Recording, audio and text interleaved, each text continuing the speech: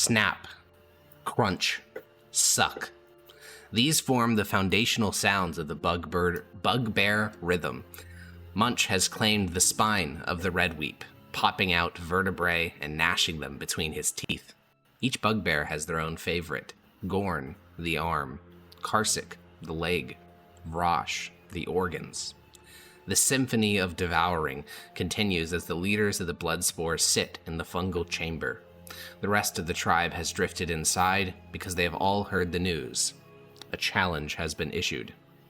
Thok the Blue has demanded that your tribe merge with him. Of course, Rathaclick had mentioned that peaceful merger was possible, but you are goblinoids. All the tribe think they know what will happen. A duel.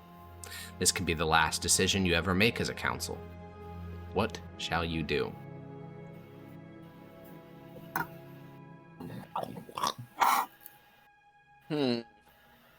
I think we should all prepare for war.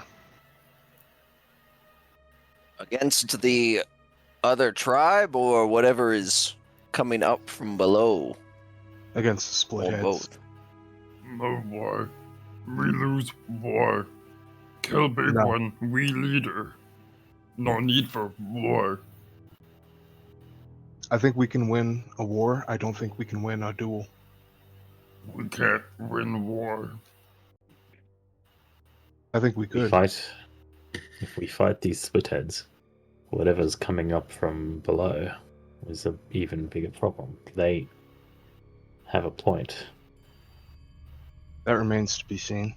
But the immediate threat is the Splitheads. Munch the battle for Big One.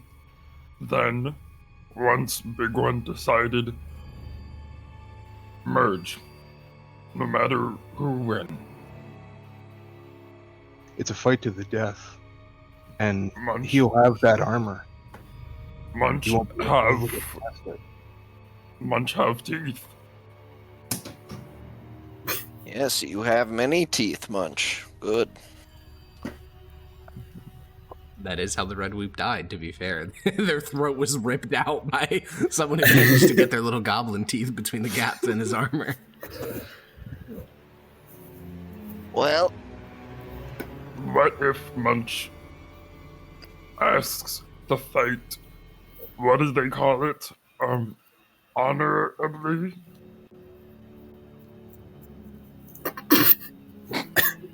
What? Because I heard someone talking about honor long ago. Eric, have we heard this word? You believe so? It's not in Goblinoid, it's in Dwarvish. And it's like something about like choosing to die in a battle instead of like win the battle. It's some weird like suicide. Yeah, it doesn't make sense. Munch think it could help win, maybe. Don't know what it is exactly. Why would we want you to die in the battle? We want you to win.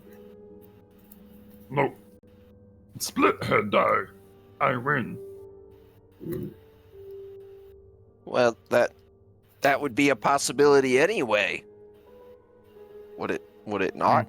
Yes. What is... Okay then.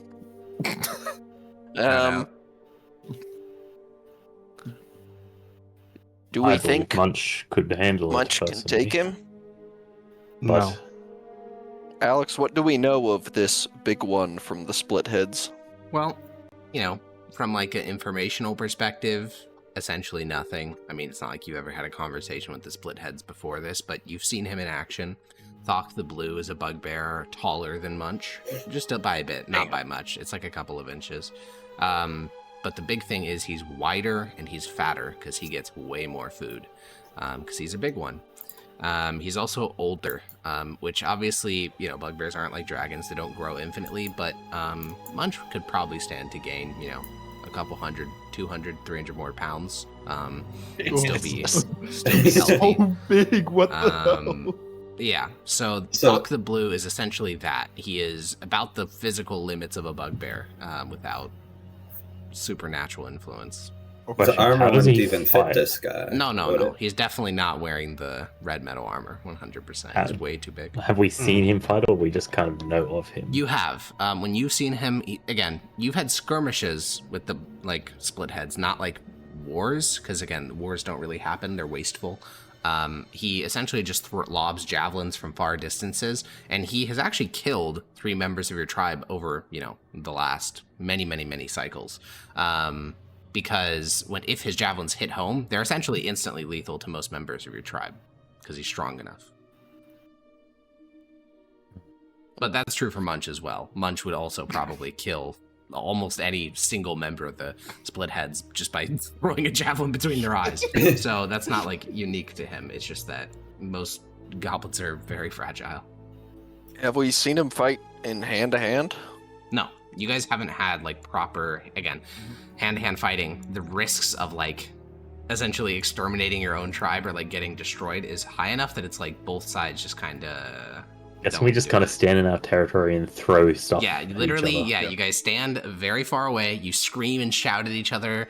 You bring as much force as possible, and you lob projectiles at each other until, and maybe you'll have 1 or 2 duels between not your leaders, but little people that want to basically prove themselves before the tribe, and then you'll retreat back with 1 or 2 casualties at most. Because again, a single battle could literally annihilate both of your tribes. You are not big tribes.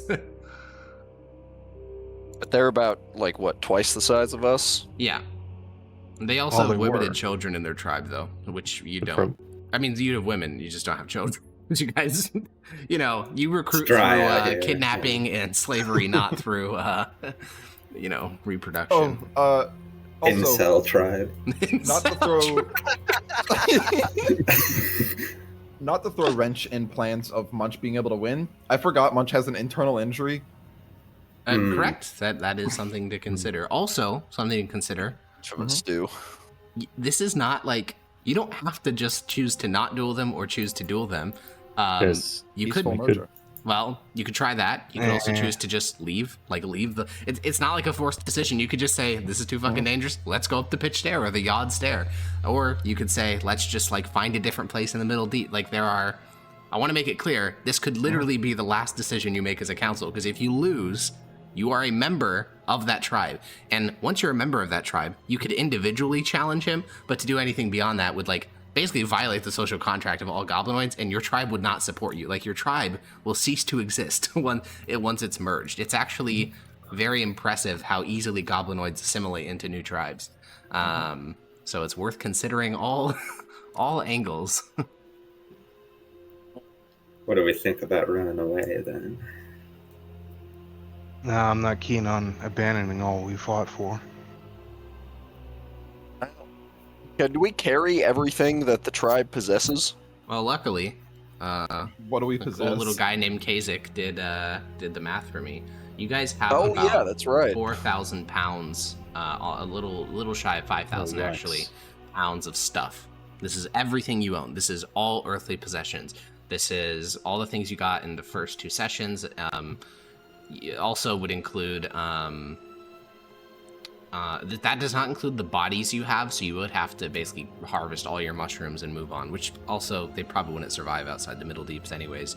The fungus that you guys cultivate is very temperamental. But We have new fungus now, though. you do have new fungus, yeah.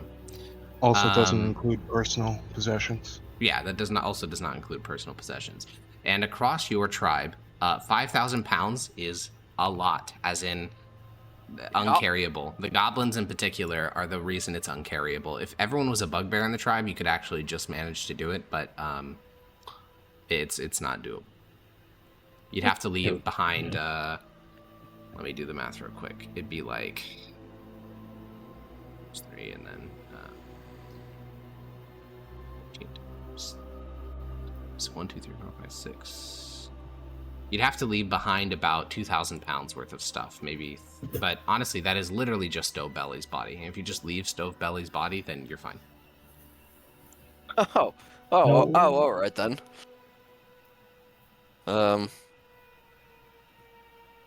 I think we can Where- win in a fight if it's all of us, but we'd have to be crafty with it.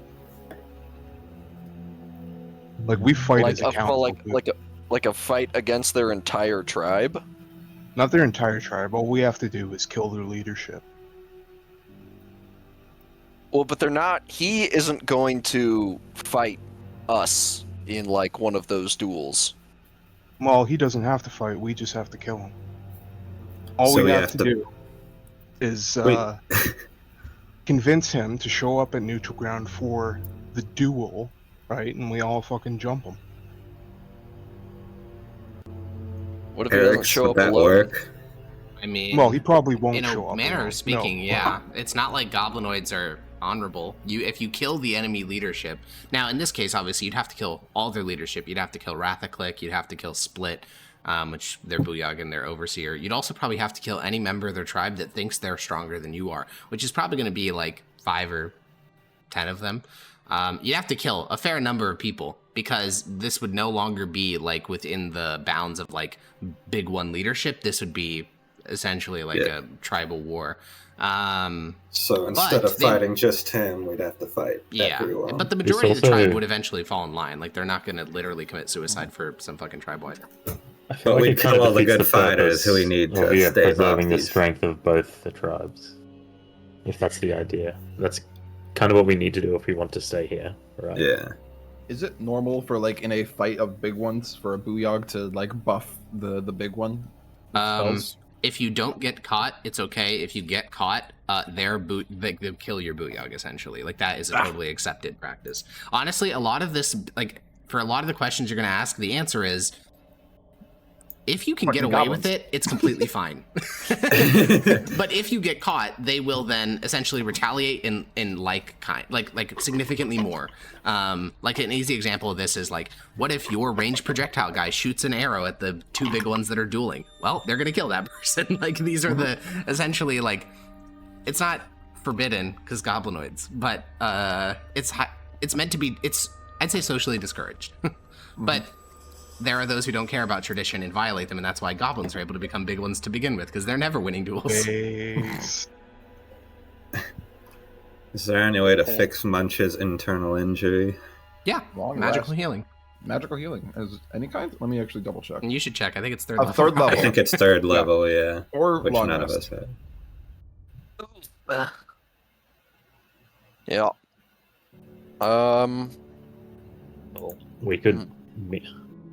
We could try and set a date for it. That would give us time to recuperate.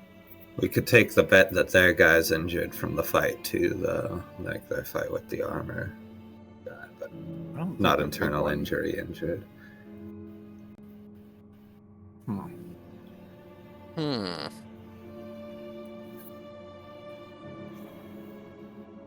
Did we take a long rest after fighting Stovebelly? I don't think we did we? Yes, we did, because we leveled up. Oh, then I wouldn't have it anymore. Oh, That was well, there you before go. Stovebelly. No, that Yeah, wasn't. I was- Gave it. Well, we can figure this out really quickly by checking the health of Blam. You have indeed gotten a long rest, because there's no fucking way Blam would be at 19 health otherwise. Yeah. It's fucking impossible for him to be at Also, 19. I have full hit die, so like that makes Okay, yeah. You definitely got a long rest. No internal injury. Chat, crisis averted. Stovebelly was in the room, wasn't he? That Which we had room? to like puzzle Yeah. room. Yeah. I he thought was we the took big a one. long rest before that. I just don't know how Blam could ever be at 19 HP because he went down in that fight. Also, I think you guys had to get a long rest after because again, like 3 members of the party went down, and you're all relatively healed with like hit dice and shit. Yeah, wasn't it after the long rest with Stovebelly that we found the gun? Yes. Yeah, true. Yes. Yes. Yeah. Yeah. I see. yeah. No internal injury. Just Also, I mean, in my bring notes, the gun. it says that you Bang, guys bang. get to level up after killing Stovebelly, so that also implies a long rest of that. what if our big one was Yappa and he just pulled out the blicky? Genuinely, this. Consider ideas like this, okay? They're not forbidden. If I could get an arena where I could hide, it's a possibility. But again, I think Hear me full out. tribal warfare is the avenue here. Hear me out. Do big one fight normally. Munch v Split. Gun, secretly from the sideline, avoid getting killed after you shoot the bullet.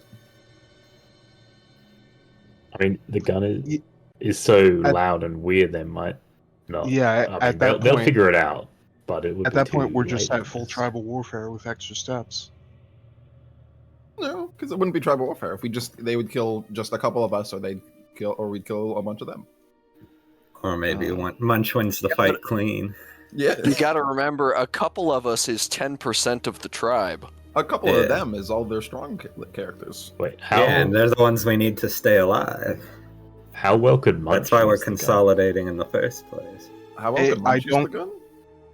I don't think it's a very good idea to be concerned about them Yeah. staying alive when they're attacking us or They threatening haven't. us.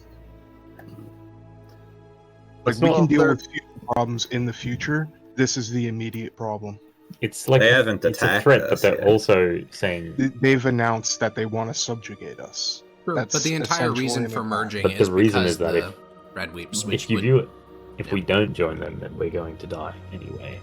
That's If how we they do join try them, to see them. we're losing our entire way of life. The mushroom ritual, everything we fought for, it's just down the pooper. We don't lose that if we just leave. Yeah, that's what I'm saying. We just Sure, but go somewhere else. then we're dealing with threats that we don't understand. Also, we do do lose it understand the because we Splitheads, can't that grow is true. mushrooms. We can't grow mushrooms outside of here, right? specifically the Crimson Fungus. Everything else should be able to work. Importance. That's Is that like our just core outside of the ritual. Middle Deep, or is that outside of this one specific cave that we live in now? So far, in your attempts to cultivate the Crimson Fungus, you found that you need the tunnel air literally needs to be like choking with the spores. You can't just, most fungus have a really easy time taking purchase on dead meat. That is not true for the Crimson Fungus. It needs to be like suffused. So your solution to that is to just have your entire territory filled with corpses so that it can constantly be hanging in the air everywhere. But to bring it with you, that means you'd have to have a new place. It'd have to be stable. You'd have to have weeks and or months to then fill the air with spores, and in that time you'd be getting no food production. So you could have clippings of the fungus survive, but it wouldn't be like a mobile food source. It'd be nothing until you could sit down, relax, build a new home. That's not impossible though, with these new mushrooms. Yes. Do we use the new mushrooms to live while we fully cultivate the crimson ones? Yeah, I think so. Mobile mushroom horticulture is going to be exceedingly difficult, as difficult as trying to do like agriculture while marching. I mean, I won't say it's impossible, but you guys would have to find alternative food sources.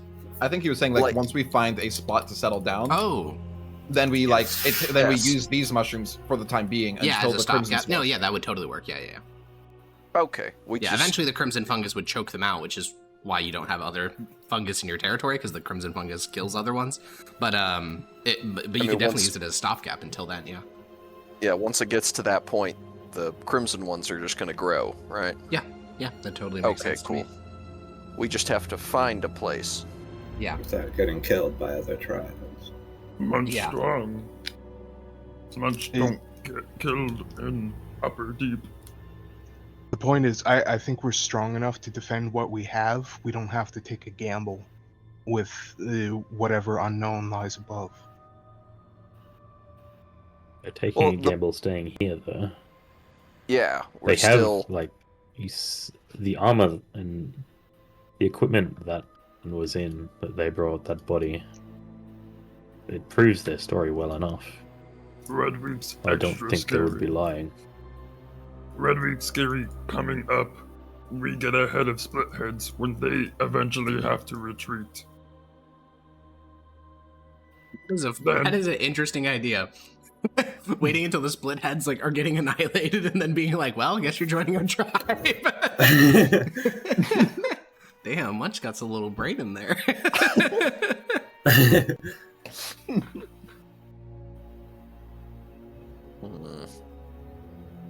What about the golem factory? We could try and figure out how to build a Dreck hammer. I don't think we can do that in a week. No, not a week, but like by the time the red weeps start mobilizing in force, we could have something going. I like that.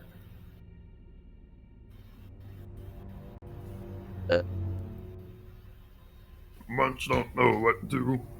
Munch, go hit what you guys tell Munch to hit. What would we need to do to be able to build the Dreckhammer? I think right now, you have no fucking idea. Luckily for you, goblins are way, way quicker learner than humans. We haven't talked about skill training in this campaign. We probably won't. But what takes a human 40 weeks, most goblins can train in about 8. Good lord. They're disgustingly adaptable, but they also suffer a sort of skill dementia, where the moment they learn it, it starts to fade unless they actively maintain it. So, in some cases, even if they maintain it, it still begins to fade if it's of sufficient complexity. So the answer is, right now, literally no idea. But, you know, let Hiss and some others get into the lab, start cooking up some fire beats, maybe they can figure it out. Huh. We also have the water angle. Do we not? We can turn off their water. I don't think any pipes led there, did they? Or like active There was ones? 5 that was mentioned. Yeah, there are some. I believe they're buried in the wall, if I recall correctly. You also don't know how that tribe gets their water. They could have a puddle. Literally, yeah.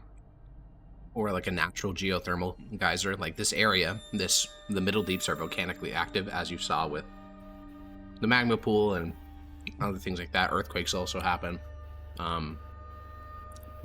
Bit of a fucked place to live, all things considered. I'd agree. I think it's worth a try. I think we should go with the one-on-one. The one-on-one idea. Do we want Yeah. a backup plan in case that goes to shit? Shoot him. Backup Shoot plan him. with full tribal warfare, I guess.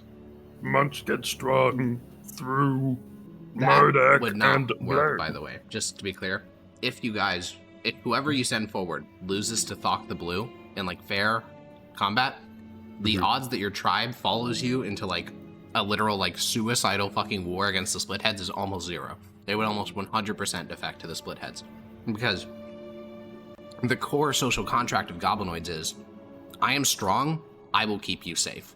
Now you guys make that a bit more complicated. We are strong, we will keep you safe.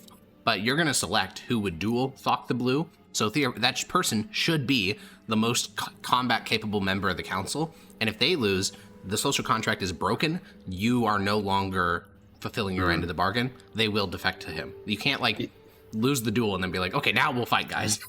Even if Munch is not technically dead yet, if he's just on like 2 HP. Yeah, I mean, well, no, not okay. If he's still fighting, it's fine. But if he gets knocked like down, or it's obvious that like they are in totally different like fighting classes, like Thok the Blue is way stronger, it's probably Joker.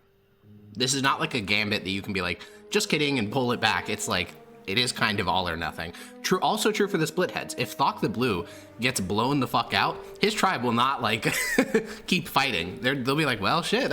I guess Thok the Blue ain't that strong. Let's go be cannibals. That's why I say you guys aren't human, because I don't think most human cultures would do that. They wouldn't change their entire way of life. But goblinoids, they're adaptable. I think Thok the Blue knows that he can't defeat all 5 of us, and that's why he presented this one-on-one, so he could break us apart. I could. Well, isn't that the norm for goblins, is the one-on-one? Because most of them don't have this whole council thing. This is also true, and it is also true. It helps Thok the Blue a lot, because, I mean, just pure action economy-wise, he'd get fucking annihilated trying to fight 5 people at once. I think we have the advantage if we stay together. I think we do the one-on-one, but also figure out a way to stack the deck, as it were.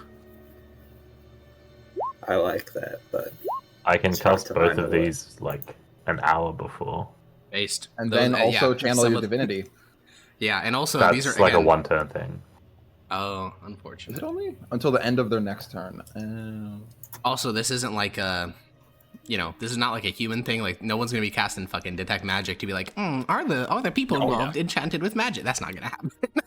I don't even think you guys have detect magic. How much you want to bet he's going to be buffed too?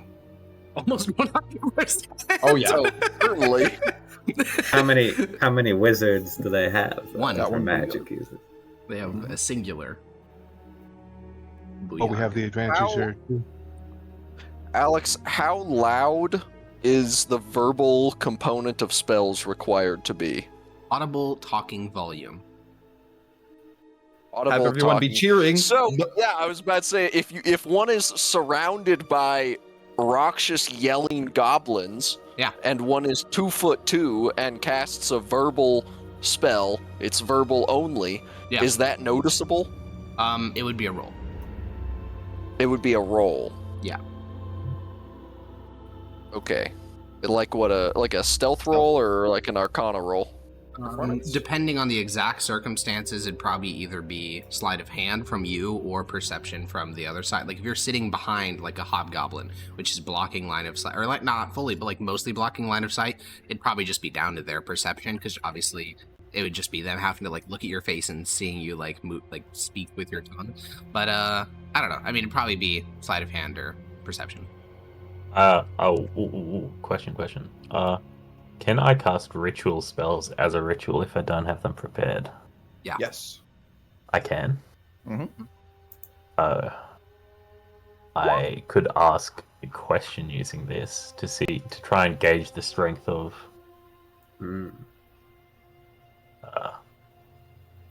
Ask Rosh something. Yeah. We'd have to. Ask Garage sounds like Ask Garage. Rosh, is this real? It's real. Rosh, is this real?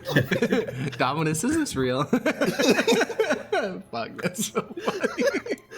Oh man, because Garage could also be a fucking goblin name. Hey guys, don't worry. We fixed the training on Grosh's model. So true. Oh, but it's within the next 30 minutes.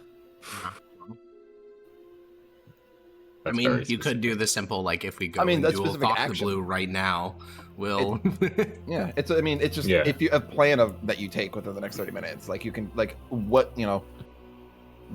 ask about it with, like, if we choose to fight Grosh. An example of something that wouldn't work, for instance, would be like, if we gathered together all of our supplies and went into the upper deeps, would that go well? That's not a 30-minute plan. But dueling Thought the Blue is actually very quick. The combat will probably only be 20-30 seconds at most. That seems like a specific course of action that you plan to take within the next 30 minutes. So, like, if we plan to move within the next 30 minutes. I just know it doesn't work for the second one because I've read, like, I know what it's supposed to do. What it's supposed to do is, like, should we go down the left hall or the right hall is basically what it, or, like, if we go down this hallway, will it go badly for us? That's how the spell's meant to be used. They had a hard time. They wanted to both make it generic but also make it specific, and that's why it reads that, which is confusing. Cringe. Also, do we still need the material components? Crawford tweet. You do still need material components, even of casting 25 as a gold. ritual. Yes. Oh, it's worth. Well, it's not 25 gold. It's sticks, bones, or similar tokens worth 25 gold. We definitely have bones worth that much somewhere. Maybe hanging around. We look How at much bones we have. Not much for goblins. Well, you have to keep in mind the invisible hand of the market is real. It's not what it's worth to you. It's the universal value of the item. That's bizarre. Listen, the metaphysics of Valorous are crazy. Of the item. We've got a bunch of gold. In 200 years, there's going to be an economist that pops the fuck off when he realizes that capitalism is ingrained into the fabric of the universe. Don't we have like a bunch of not a bunch, but an amount of red metal? Certainly do. And And I would say a bunch actually, because it was from Stovebelly. Yes. So now, obviously for you goblinoids it's like whatever, but yes, in the open market that is worth a fucking fortune. Invisible hand of the market. Question: how long would it take? Would it be possible to turn this red metal into like an axe for me to use, or no? Unfortunately, your tribe does not have metallurgy. I have a question. Yeah. We have gold, right? We found gold. Yeah, you left it on the stair.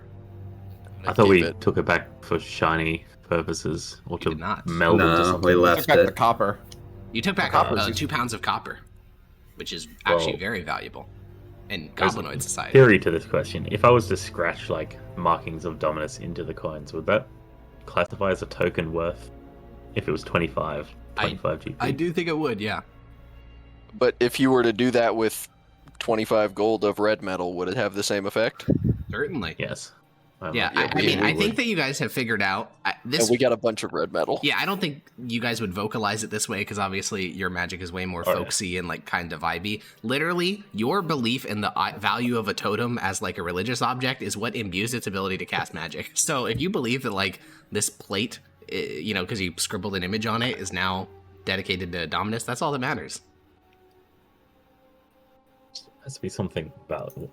What would be equivalent to 25 gold worth of value to us compared to a normal person? It's kind of what I don't know. Particularly good club.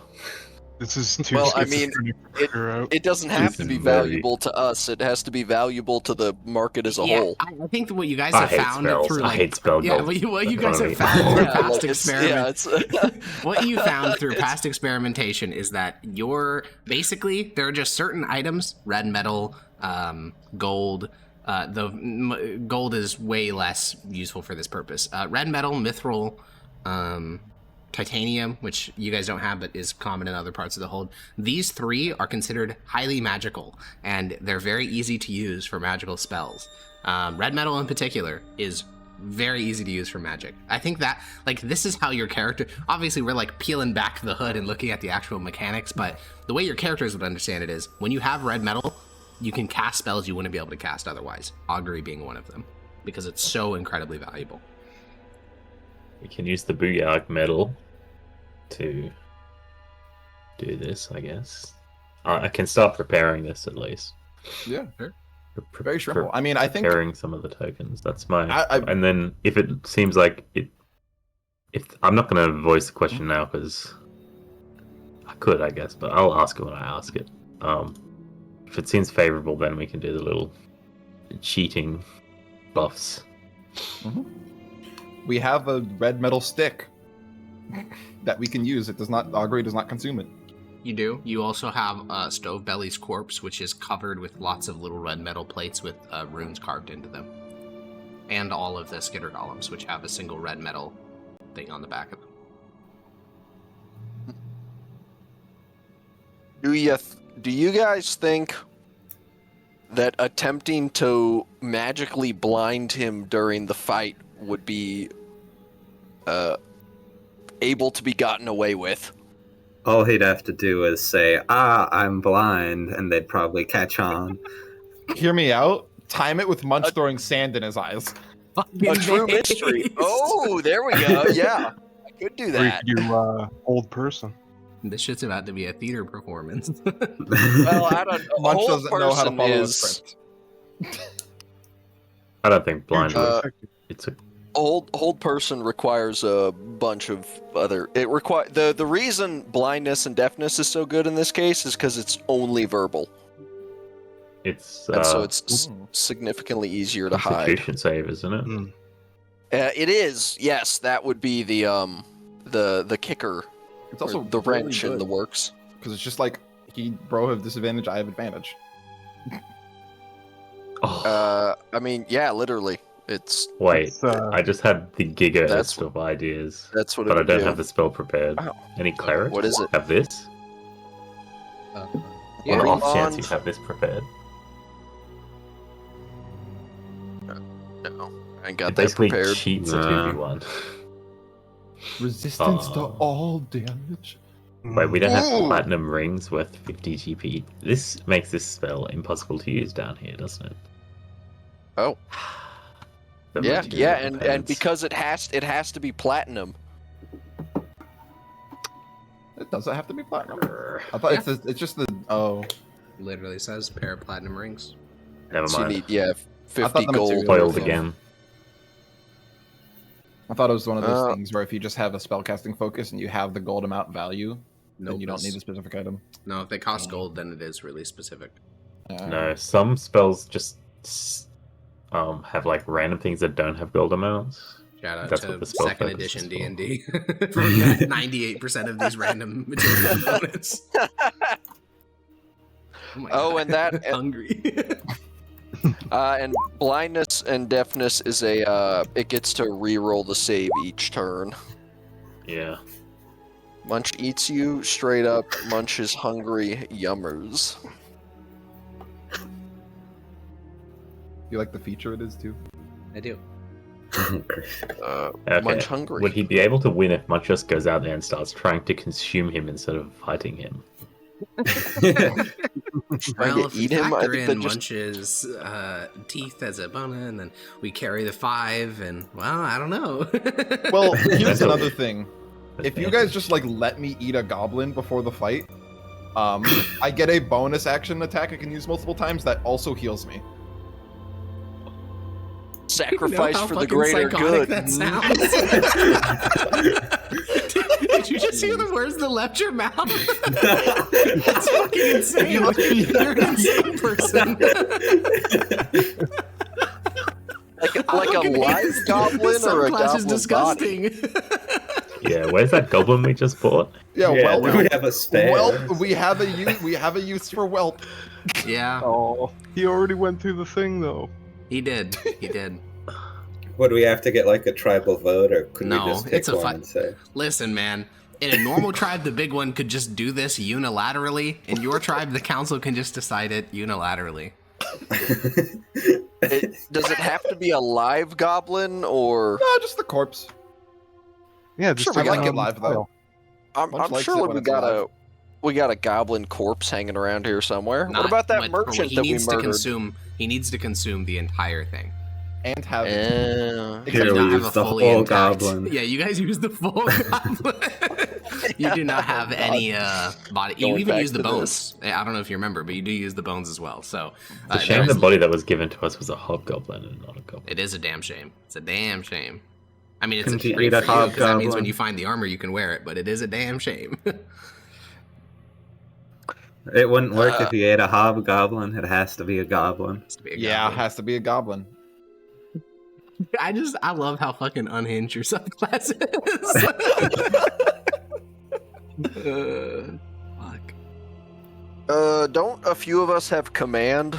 I don't have it prepared, but I know someone prepared, does. Yeah. Could you just constantly keep trying to command him to like drop his weapon or something? They do have to hear it, correct? Which means if he's hearing it, everyone else is hearing it. Yeah, that wouldn't work then. Indeed, most often command is shouted at the top of your lungs to make sure like no hard of hearing or other shit like that impedes the spell. So if you're deaf, you're just immune to command? Yes. Literally yes. You're actually immune to multiple different enchantment spells. It's like borderline a buff. Same if you're blind. Intriguing. You're also immune to some enchantment spells. One would imagine. So Helen Keller's just immune to blindness, deafness? Yeah. OP. Yeah. Incredible. Like, if you want to put it that way, I guess that yeah. Condemn you to be blind, deaf, and mute. Oh wait, you are okay. what a blessing! Oh my. Yeah. Intriguing. So there's the other option instead of fighting or running. We could try bargaining for see what they have, because they didn't say we have. No, they came they with kind of hinted that They hinted at a peaceful measure. Negotiate. Is it peaceful? Is the real question. I mean, Rathaclick could be lying, but the ideal for us, I assume, would we kind of fall in with them as like a alliance, but we don't fall under them. But that would be. I will give the full disclaimer that Rathaclick was probably lying because, obviously you guys are goblinoids, and this always needs to be kept in your mind. But what Rathaclick said was that you will die separately. That he didn't say how many people they lost killing the 3 that entered their territory. It was probably a lot. Like a lot, especially if they were all as armored as the one he showed you. So they're probably not even at the strength you previously thought them to be. And he said that basically a negotiation could be done before fighting, essentially, because if every person that dies, including Thok the Blue, is one less fighter against the Red Weeps, and Thok the Blue is the strongest fighter in his tribe, so it would be a shame if he had to die. And their perspective is kind of the same for you guys. They think that, like, well, why bother killing like their entire council? We'd prefer them, especially because they don't have any clerics, and they only have one Booyog. So if they could get 3 new clerics, that'd be fucking sick. That's a good point. Maybe we try negotiation, and then I want if to it see fails, the we idea. can be like, all right, big one time. Did we ever answer if Munch could use the gun? Think about it before. I don't know why he's going to be the same. I mean, no one has proficiency in it, so you all use it the same. Yeah. I'm asking Xander, is he gonna like do some weird shit? Blow his own brains out. The only thing I have to say about it is when I look at the full picture, his hands are fucking massive. That is a good point, but I don't think my finger could fit. Dwarf hands are actually really thick and stubby, so this gun is actually almost too big to be wielded by a goblin. It fits a hobgoblin hand, but it's a bit large for you. It actually, I mean, it's probably tight, but you could definitely fit in there, because remember, dwarves got fucking oven mitts. Yeah. You know what? Then that's the only thing. Munch would just need some instruction, because he was not there for the initial booming. Blows the initial big boom. A gun safety class. Because you hand it to him, he's gonna be like, "What's this?" and shoot himself in the face. I will say that is the most actually lore accurate goblin shit I've ever heard. Fires 1 bullet, instantly does guns safety course. He's actually so goblin. I feel like based off of what you said of goblins, I feel like I know about. No, that's honestly, why I said lore accurate. You just fire it once, and you're like, oh, I get how this works. I don't know if you remember this. There is that one in Dwarf Game. There's that one thing I wrote, which is it's an existential horror piece where these dwarven traders are talking to a goblin tribe, and within 2 days they start speaking Dwarvish, and the traders are like, what the fuck? What is happening? How is that possible? And they just ran away because they got fucking terrified. Yeah. So yeah, goblinoids are really freaky in that capacity. I mean, yeah. Then Munch can use gun. Yeah. Is that all goblinoids that can do that, or is it just goblins? No, it's all goblinoids. It's all goblinoids. And they forget it just as quickly, though. It is a dex weapon, though, so you're losing your proficiency and you're losing. I still have a 16 in dex. Yeah, it's not like he has a bad dex. Wait, you have a higher dex than almost anyone in the party. 16 in dex plus action surge makes it pretty. Wait, does it? Yeah. Also, don't forget. Bam. Effortless Killer does not specify melee weapon attack. It actually incentivizes ranged quite a bit. Yeah. Okay, so you could just stand off 10 feet or something and fucking give him the double pump. When you guys first found this pistol, that's in fist range for me. It's 10 feet. I need to be 20 feet away. What is the damage it does? 2d12, I believe. 2d12. Let's assume that the one you're fighting is going to be standing there throwing javelins at you, so with Effortless Killer as well. Mm-hmm. Also true. Oh yeah, that's a good point. I think gun beats that though. Probably, but gun is limited on ammo. Javelins are not.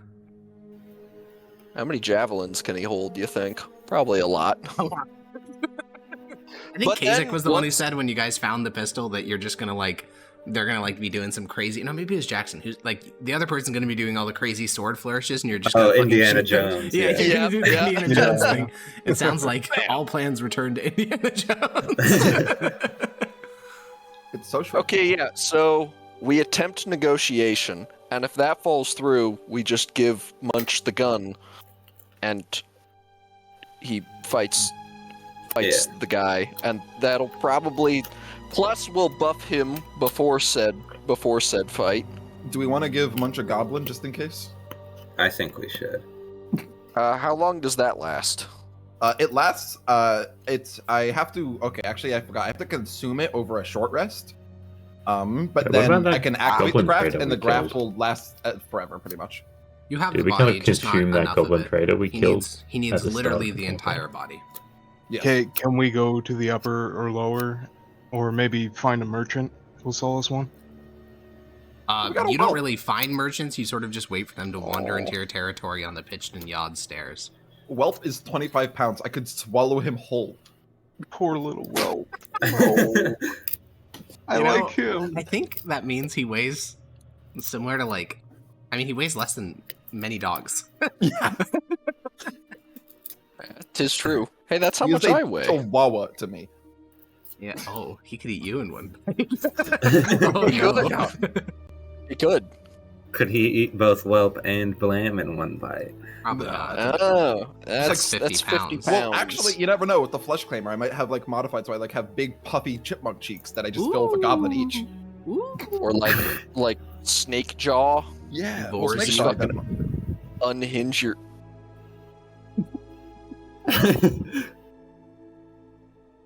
All right, what Anyways. is the plan? Are we still going? Are we going to upper deep? Are we Anywho. peaceful Well, I think Ethan was negotiation? explaining it. Ethan was Okay, saying the idea Yes, Ethan was yes. proposing. Oh, yeah, We'll, I'll just let you do it. We'll negotiate with them to attempt to have an alliance as opposed to like a full-on merger. And then if that falls through, we just give Munch the gun, and he does what he does best. We could also just augury to see if even negotiations will go well. I have my idea of how a negotiation would go. They believe they've got the strongest big one, which is why they're offering us the fight, because they believe they'll win. So they would want us to fall in line. We would have to offer something like some pretty decent value for that not to be the case. We We'd have would to have get some to kind of size bargaining up, chip. size up their big one though, because I assume he'd be like meeting with us for the negotiation, right? They will be both of your entire tribes. Like, this would be a full tribal gathering in like a tunnel or something, because you don't want like one tribe to return and say, yeah, we defeated their leader in honorable combat, and then the other tribe is like, no, they like all just like ganked it. So instead, everyone would be there, so everyone could see and watch themselves. Yeah. So we could go like size up their tribe and then. Well, there's a pretty good chance if it fails, The fight's right there. they might force our hand into a fight. Right. Like, if they call us out in front of the entire tribe, who knows how that goes. Well, yeah, but then that still just leads to a one-on-one, does it not? I think Yeah, it might make it harder to retreat or to move on if we want to do that, is all. Well, you just can't. Like, if once you've basically told your tribe, we're committing to like a summit, something's happening. The tribes are getting merged somehow. Only one tribe's leaving that tunnel. The question is which one, obviously. Even if you peacefully merge, it's still going to be like mostly one tribe and less of the other, because it's always, again, the social contract is who is the strongest person that can protect me. And if you guys manage to, through this negotiation, convince the Splitheads you need us, then you would be the majority tribe. And if they convince you, or more importantly, they convince your tribe that you need them, you would be a majority Splithead. it's true. I think we definitely need to like leverage the fact that they will also die if we don't merge. True, you both die. Yeah, They so will we need to die. like leverage that. We have spellcasters, and a lot of them. We have knowledge of ancient dwarven techniques and such. Yes. Sir. We have this nifty bang stick that you point at things and the thing dies. Also- Yo, wait, we could use the loud noise as proof during negotiation that we're stronger. Like, like straight up, negotiations go wrong. Like, like before we even start the fight, shoot Split, he'll survive. But then just like that's proof of just the value that we have. Wouldn't you want to shoot something that's going to die? Fair. You'd want Random the goblin. thing. That's not very impressive, though. Yeah, that's not impressive. I think like the sheer damage it would do to Split. Anything when I can think kill a goblin. But also because it's not just That's a good about point. it's not just about the killing. It's about the loudest fuck noise that It's is. true. Well, yeah, Genuinely, it's everyone's the, ears would be it's the ringing. loud. Well, No projectile was seen to be thrown. It just pointed, made a loud noise, and the thing died. Is more of what it is. 2d12 seems like a lot of damage, but it could also be 2 1s and do. Well, that's why we have me do it, and I would have effortless killer. So at minimum, it's 4. Hey, big one, can you look down this barrel real quick? Doing some Elmer Fudd shit to the fucking. To be fair, Bitcoin. advantage because it would be. Would that be an advantage called shot? If you manage to get him to stick his face against the barrel, it would just be advantage. But I'm just going to tell you this now. these goblinoids are as smart as you are, so they're not gonna fucking do, like, even for you guys, the second you saw it fired, you're like, oh, this is not magic, like, this is a mechanism, and this mechanism is like, they're gonna figure out all the shit you did basically as quickly as you did. They're actually very smart. We just, like, shoot one, doesn't matter if it kills or not, loud noise, we say we have more. This mechanism shows you the future. But then we merge. You just have to look in the hole. We merge, and then they figure out we don't have more. Yeah, I don't think. By then it's too late. Once they've agreed to merge, I mean, the only thing they can really do is start challenging you for leadership. What if they just say, "Show us"? Like, we don't believe you. If they call us out, we kind of. Maybe. Yeah, I think that's too much. I think that's. I missed. What's our new scheme? There's many ideas being proposed. I just Something else to keep in mind is that if you manage to achieve a peaceful merger, because you have a council set up, and the rule for your council is basically just be strong, Thok, Rathaclick, and probably their Booyog would all be members of the council, so you would have to, like, share decision making. Whereas if you killed them all, you wouldn't have to worry about that. Or we could try and lean in on their members that aren't their big one. Pressure them, because the council is more beneficial to them, you know? That probably won't work, only because there's like a like, cultural taboo against that, of like, you guys are weak because it's obvious that, like, for example, Hiss is not as strong as Munch. That's incredibly obvious. Like, literally anyone can just look and be like, Hiss is weaker than Munch. Now, you can be like, well, I can cast spells and I can do scheming, and they're like, yeah, sure, well then do it. Like, go kill him now, prove that you're stronger than him. That would basically be the goblinoid rationale. So their belief of, like, the Splitheads is going to be, realistically, Munch is the big one. The rest of this is just like weird pageantry. Yeah. I mean, that'd be all right. Sure, but what I mean is that it's not going to work as like a, we'll give you freedom. That is not a point that goblinoids give a fuck about. The core of their social contract is not like freedom or a good life, it's strength. Oh, what if instead of Munch fighting, who is the Grosh cleric? Blam. You just run up to them and spam inflict wounds. That's like a gun. And then he sneezes on you. Oh yeah, Blam has no help. It's not gonna work. Never mind. Blam and Hiss are both very helpful little clerics, but they are not Munch. I have 22 max HP. I have 50. I'm too slow to close the distance. So Munch has as much health as Hiss and Blam combined. Okay, it has to be Munch. I mean, Yapper is also quite good because he has sneak attack. And he has a Rogue decent amount of health. In a 1v1, that's not a swashbuckler. Yeah, it's it's a not sad thing. ideal. It's true. I think we just, like... There also is actually just nothing against running away. Well, yeah, I mean, so I think basically the decision tree looks like war. I mean, obviously, you can do whatever you want, but the three that I can see that we've talked about so far are Summit, War, Run Away, and once you commit to one of these paths, you're kind of like relatively locked in. With War, less so, because with War, you could always still just run away. But War, again, it could really, like, degrade your ability to resist anything. I feel like And then even if our clients, like, do combine in the end, it's like, well, we still lose to the red metal, what are they called? if we go to war, we're taking a gamble that they're actually not really that much of a threat. Well, Kasich was the advocate for a war strategy. I love war. There's a chance. But then,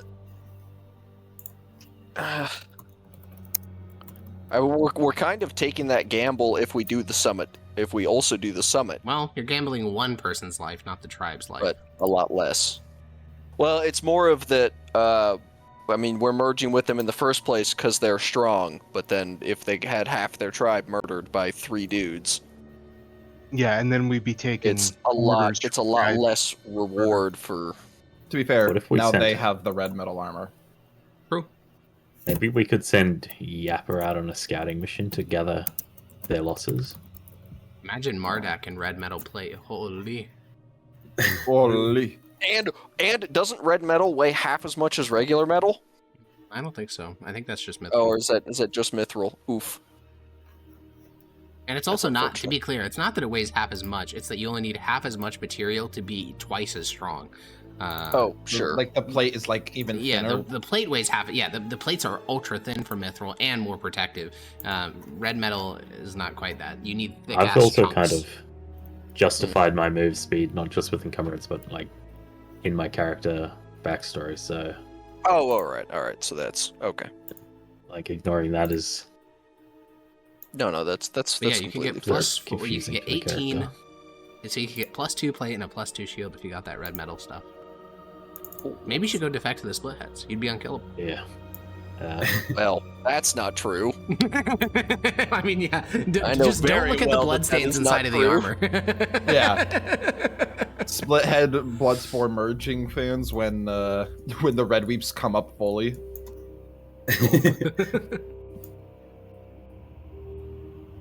So. But is Yappa open to the idea of trying to scout out these guys? I think it was is that too mentioned dangerous? I think it was mentioned that they lost like 20 people. Was it specifically mentioned? I'm not sure if it was that much. I feel like It was that's a an lot. assumption Harkin kind of gave us. Maybe. I'm not sure. I don't know if they actually mentioned their losses. They just said they're dangerous. Well, I mean, at the end of the day, we only have to kill the 3 big ones. Or the 3 leaders, the Booyog and the Overseer. If you go for war, you'd have to kill a lot more, because there's going to be other members of the tribe who just instantly seize the mantle and try to fight you to prove their strength. If we fight them, we're going to have to... It's just so much losses on both sides. It's going to be. I don't think war is like clan or tribe on tribe war. I don't think is a good idea. Yeah. I think if we're gonna fight, I think 1-on-1 is the way to at go. most 1 life either side is lost. I mean, you guys are figuring out why they don't do this shit in the first place. Because it's just incredibly, like, literally 1 death could, like, impact you. Like, for example, if you guys lost Clang and Fizzle, you would lose 2/3 of your entire food production team, which is literally just Clang, Fizzle, and Blam. And if all 3 of them died, you would be fucked. And it's the same for the Splitheads. They probably don't have many people who know, like, mushroom horticulture. Well. So I think we try and merge peacefully with them at first. I will say, though, there is something to be said for Kasich, which is you just, like, in overwhelming force, just fucking slaughter their entire leadership right in front of them. Sure, they lose, like, 6 people, but then you don't have to make any concessions at all. Well, but that, again, that's just defeating the whole point of the merger. It kind of is, yeah, because you are killing all the strongest people. If we do that, we'd have to make up the strength in some other way, I feel like. We don't. This merger is being forced on us. Well, it is, but there's a reason they want to merge. If they had the option, they probably wouldn't. They probably think this is an existential threat to both of us. Oh, yeah. And I think they're just lying about. It just is. It is objectively a good idea. The Red Weeps are coming up on the Yod stairs. Yeah, we can just defend our stairs. And you guys straddle both. Stairs. Oh, do we? Yeah. Okay. I mean, you're closer to the pitched, obviously, because that's where you do most of your hunting, but the middle deeps stretch across both, and you guys actually have a pretty sizable chunk, because, again, 98% of the middle deeps are uninhabitable. You need, like, water sources. So once you get a water source, you can just sprawl out in all directions. So you guys could walk to the odd stairs without even entering other tribes' territories. Yeah. And there's, even if they send, like, a scouting party and they discover us, they might just decide it's better to try and eliminate us. And even if we lose, like, 5 people to them, it's, like, disastrous for us. The tribe, yeah, 25% casualty rate.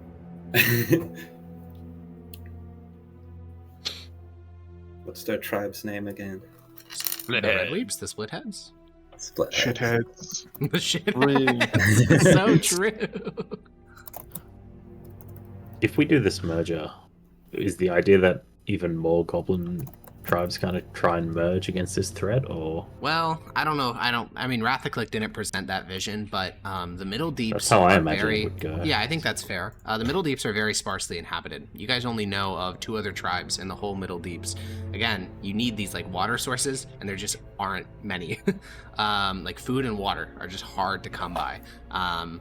So even if you, so yes, I think the plan probably would be, and also keep in mind that if you had the Splitheads with you, you would probably be the single largest tribe in the Middle Deep, so you could go to the other ones and just be like, hey, we're gonna kill you unless you join us.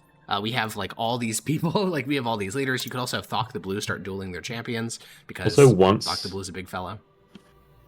Let's just, going down the merge path, if we merge with them and it works out, we have a huge source of water that we just discovered, right? We could kind of centralize a whole group of goblins around it.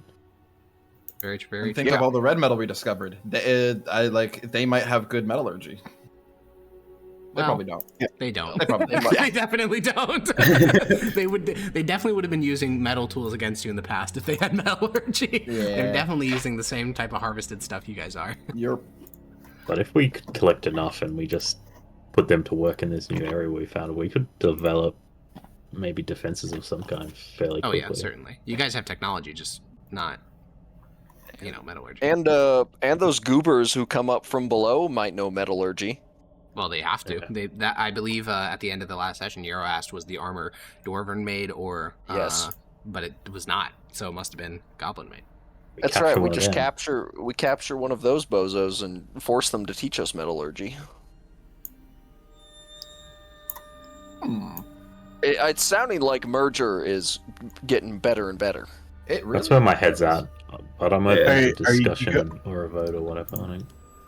Are you guys all comfortable being under Thok the Blue, though?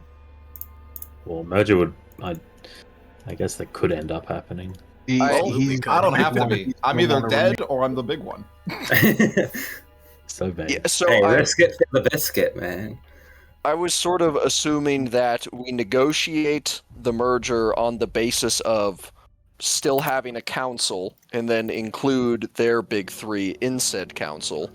And if that just doesn't work, then we pivot straight to one-on-one duel from there. Okay, let's assume... I think you're playing... Let's go down the worst case path. If we lose the duel, we basically... It's like unconditional surrender. Like, it's over. I don't think... Yeah. It ceases. Your tribe we become joins subordinates theirs, to them. You become just not even just random members of the tribe. Now, of course, even as random members of the tribe, you'd always be entitled to challenge the big one for authority, but that would still be 1v1s, and if Munch couldn't do it, the rest of you can. You could also kill him in his sleep, but big ones are insanely fucking paranoid. It is like... Also, if we don't publicly prove our strength, there'll be constant challenges if we do that. Yes, certainly. There is a very famous story that would probably even be in your tribe. It's kind of like the prototypical goblin story of the first son of Enquête, a goblin who manages to seize control of a tribe. I won't go into the full myth here, but essentially he assassinates the big one. It's one of Grosh's sons. He takes command of the tribe, and he continues to assassinate every single member of the tribe in basically descending order of strength so that none of them can challenge him. And then a neighboring tribe comes to the tribe, challenges him to a duel, and he's like, well, no, I'm just going to go kill you in your sleep. And then his entire tribe's like, wait, you've never once proved that you could actually win a single duel. So they just defect to the other tribe, and his tribe ceases to exist. It's a cautionary tale for, especially goblins, because, of course, you can assassinate everyone. It's actually not hard. It's actually pretty easy to stab people in the throat. Especially bugbear stairs when they're held on. Yeah, it's that eventually one of your neighbors is going to come and say, that guy has no strong warriors. I'm just going to make him mine. And this applies even to massive tribes, because if you keep killing everyone that's competent, you're going to literally, eradicate your own tribe, essentially, through paranoia, which happens all the time. But we have a strong warrior. You do currently have a strong warrior, yeah. Yes, currently. I suppose then if Munch dies, then that's sort of out the window. Rosh is pretty strong too, but I don't think we want to give a tribe to him. Rosh is strong, yes. He's about, I'd say 3/4 your strength. On a really good day with a lot of 2 nat 20s, he could probably win, but he is weaker than you for sure. In a fight, if I was able to get in close, I might be able to take him if I like casting. I mean, realistically, you guys are low enough level, including for Thok, that it's all going to come down to rolls. This also literally just a single successful hold person. There you go. Yeah. Yeah, and if he hits you with one nat 20, I mean, it would probably, because he's a bugbear too, so it would probably just... It would be instant, just cataclysmic amount of damage to me. Yeah. Not good. Should go both ways, though. I mean, these are low-level fights with, like, high lethality. It's going to be, like, very short. I think we just, like, can use the gun during negotiation. That doesn't work, then I shoot him during the one-on-one with the gun that we threatened with. And then let's assume we lose the one-on-one. If you lose the one-on-one, we'll figure it out from there. No, we should think about that beforehand, because if we're not sure, it could... Well, if you lose the one-on-one, we join their tribe. Yeah, Munch is dead and the tribe ceases to exist. I think we have to fall in line if we do. That's our only option. Yeah, really. we do. We gotta really look good. If you fail the test, you fail. The objective is still completed at that point. Not in the ideal manner, but we merged, it's our not strength like we is now cease to combined. exist. We're just part of them. Yep. Yeah. That's not such a bad thing. If Munch loses, it's because he was too weak and we shouldn't have been with him. Exactly. Yeah. I don't want to be a lackey. You would also lose all the things that make you blood spores. It's not good. But we lose so much if we run away as well, so... It's true. But think of how much we win if we win. It's true. Also, this is all true. All of these are true statements. It's just like, at what point does the benefit outweigh the cost? This is just cost-benefit analysis. I think you would probably be doubling your tribe in a single 15-second encounter. Yeah. That is incredible. Even if even in what I imagine is going to happen, this is mid-case scenario. We threaten well enough. They emerge. We decide to have a coalition. They become part of the council.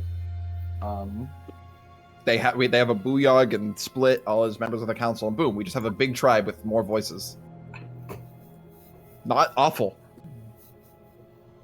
And if we do the council thing, I mean, what, Alex? You said 3 of them are probably going to join the council, or are they going to figure out their outvoted? In the Kumbaya situation where you convince the Splitheads you are stronger and they have to subordinate to you, then yes, Thok the Blue is probably strong enough. It's just guaranteed he would be able to work his way onto your council.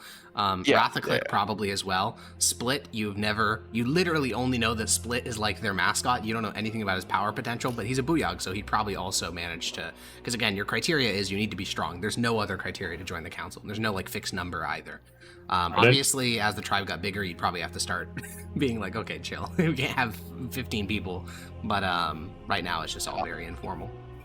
I don't think we're convincing them with the council idea unless we definitively prove that we're, as a group, stronger than them. The big one is going to want to remain the big one. Yeah, absolutely, 100%. We have to prove that he has no other option, basically. That's the only way I see that. Yeah, I mean, Yapper has performed many plays for you from the ancient goblin tradition of mummery, and the big one as an archetype is hyper arrogant, is convinced they'll never die, wants to get all the power they can, and it's a stereotype because of how accurate it is. Most big ones are they believe that they are the physically strongest person that they know, which, when they also get to be leader and also determine life and death at will, it makes them, it gets to their head for sure. we could drag the body of the stovepipe down there and do a whole thing where we point out the strong members of them, and it's could you defeat this on your own? Could you defeat this on your own? Well, guess what, bitches? All 5 of us defeated it collectively. What if Fox said yes? Much. I don't know. Shoot him with the gun. Okay, well, now we're just at a normal duel. My point is, this is why almost all goblin disputes are resolved with basically, I'm just going to kill you, because it instantly definitively determines who's stronger, rather than well, maybe I'm stronger. I'm pretty sure this is going to a duel unless there's some master manipulation here. It will definitely involve it. You'd have to. I don't think it's impossible. You just need some good ass checks. I mean, good ass checks, but also just we have more than one bullet in the gun. Good ass checks too. We have more than one bullet in the gun. during a fight, if I on average deal 2d12 damage, and he on averages deals like, 2d8, I'm gonna win. Unless he has more HP than you. I'm hoping maybe he does, maybe he doesn't. No way of knowing. I can add 5 HP mystery. and then 2d6, so that's what, an average of 11? That's a lot. HP. That's a lot, for sure. What's the 2d6 from? If I cast Enhance Ability Constitution. Ah. I could also, you could do this strength one if you can. Is Munch a grappler? Like, does he have grappling abilities in his class? I'm not sure. I can grapple, but I do not have grappling abilities. It's probably Constitution would be the best one. I'm thinking. Well, it sounds like we've made up our mind then. But what strat do we want to go with for the negotiation then? Kill with gun. We should try to trick him with a gun. Look into this. It'll tell your future. Bang. I'm not sure that'll work. Because that's not even negotiation. That's just, I think, like you mentioned earlier, that's just duel with extra steps. But even I think at best that ends in a duel. They might just all start attacking us, and then it's just Because here's the thing, that doesn't actually prove we're stronger. That just proves we're better at tricking. Well, remember, if he's dumb enough to like get assassinated in front of his entire tribe, that honestly, that could be enough.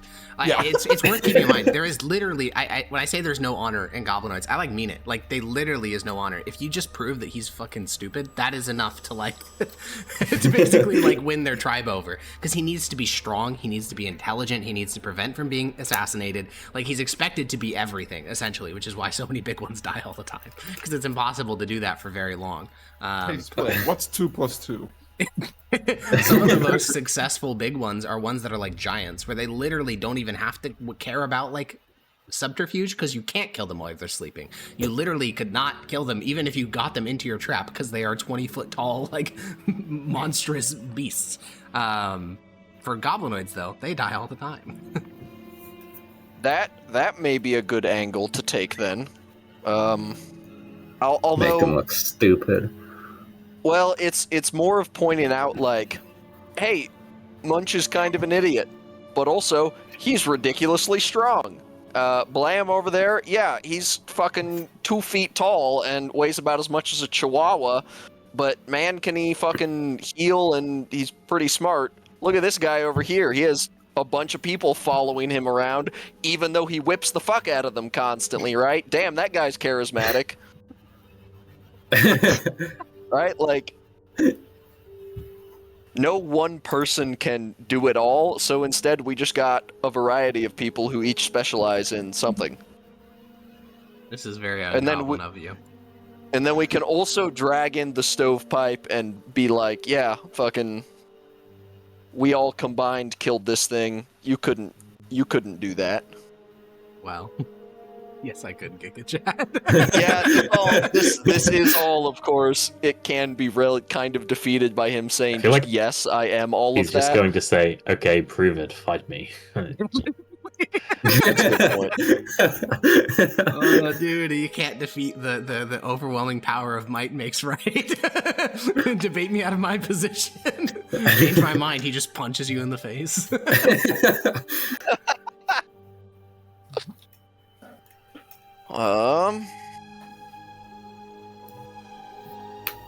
I mean, luckily, you just have, I think, something to keep in mind is that all of your schemes, you can think of the flip side of them, which is that their tribe probably thought of all this, specifically Thok, because he doesn't have a council. He just makes these decisions. He probably thought of all of this before he reached out to you. Like, you don't even know when he killed these Red Weeps. The body you got was pretty fresh, but they said they'd captured and tortured him to death. So they could have dealt with this Red Weep situation a week ago, and he's been thinking of how to deal with this whole time. So there's some things like he's probably not going to kill you in your sleep, because that actually wouldn't help him. He needs to prove before his own tribe and yours that he is stronger than you.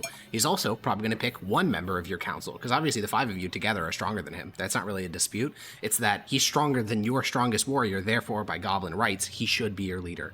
Like, you can basically just think of all the planning you've done and be like, okay, well, he's probably going to do like this to counter it because he's had time to think about it, most likely.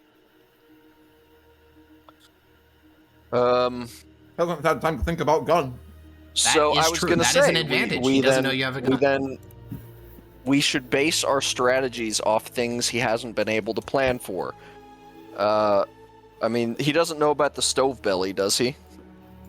As far as you know, he doesn't even know that, like, you guys found those tunnels at all. I think the existence of the tunnels and the amount of water and materials in there is big for the negotiating, but also if we like play our hand, he'll just be like, well, those are mine once I beat you. Well, all right, yeah, I'm just gonna fight you now for it. Maybe. Fuck, it really does. I don't think you would assume that he would instantly go to fighting, because I mean, we can he probably say will, that we have knowledge of them. Yeah, again, the whole reason you're doing a public summit like this is because he clearly doesn't just want to fight. Because if he did, he'd just say, "Hey, come here, I'm going to kill your biggest champion." The only advantage to like offering a peaceful summit is if he thinks there's a situation where he can get your tribe to join him like peacefully. He must think he has something to do that, basically, because he also doesn't want to, kill all of you. He'd prefer to have you in his tribe. Clearly.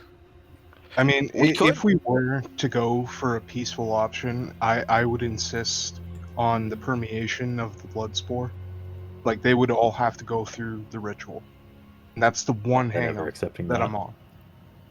I kind of that would be like that, actually. That would be. It is literally the core of religion and culture. Mm-hmm. We are the first. They just won't accept it. The first.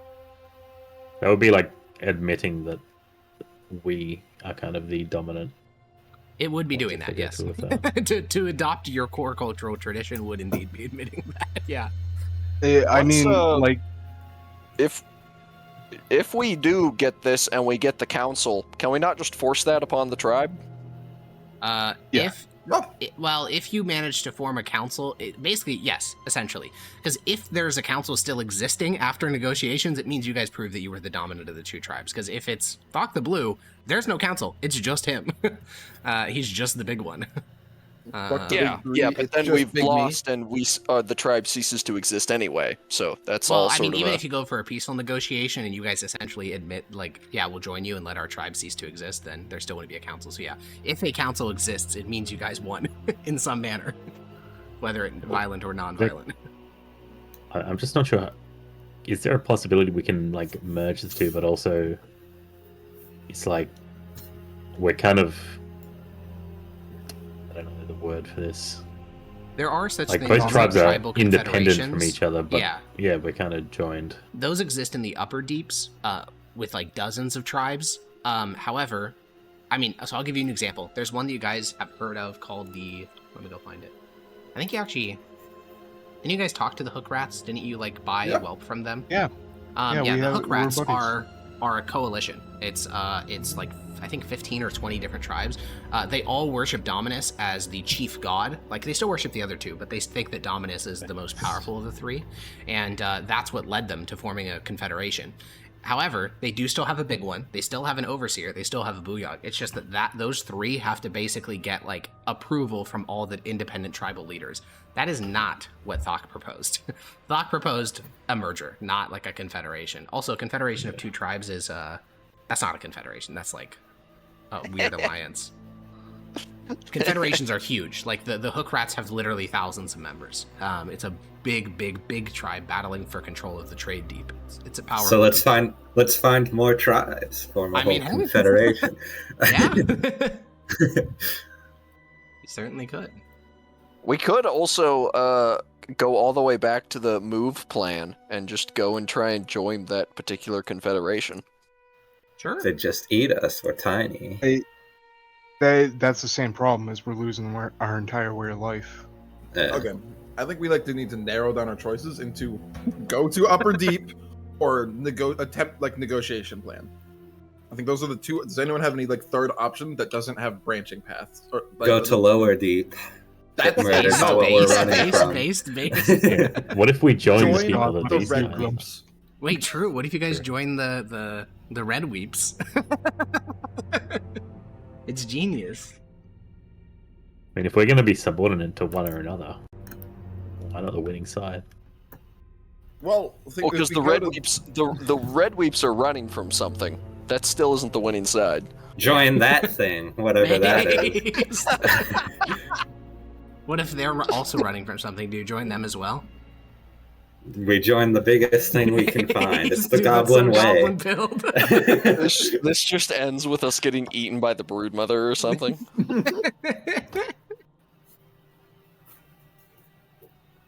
The ultimate. I think we just like negotiation with those branching paths or run away. I think we literally we have a council of 5 for a reason. I think attempt negotiation. If it fails, kill big one. Yep. I agree. A vote for that. Archon, what did you say was the effect of interfering with a duel? Essentially, the rest of his inner circle, so probably Rathaclick and a couple other strong members of his tribe, will then kill the person who interfered.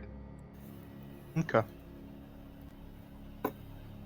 And that will make us defend whoever did that, Well, and then or you could just let that person die.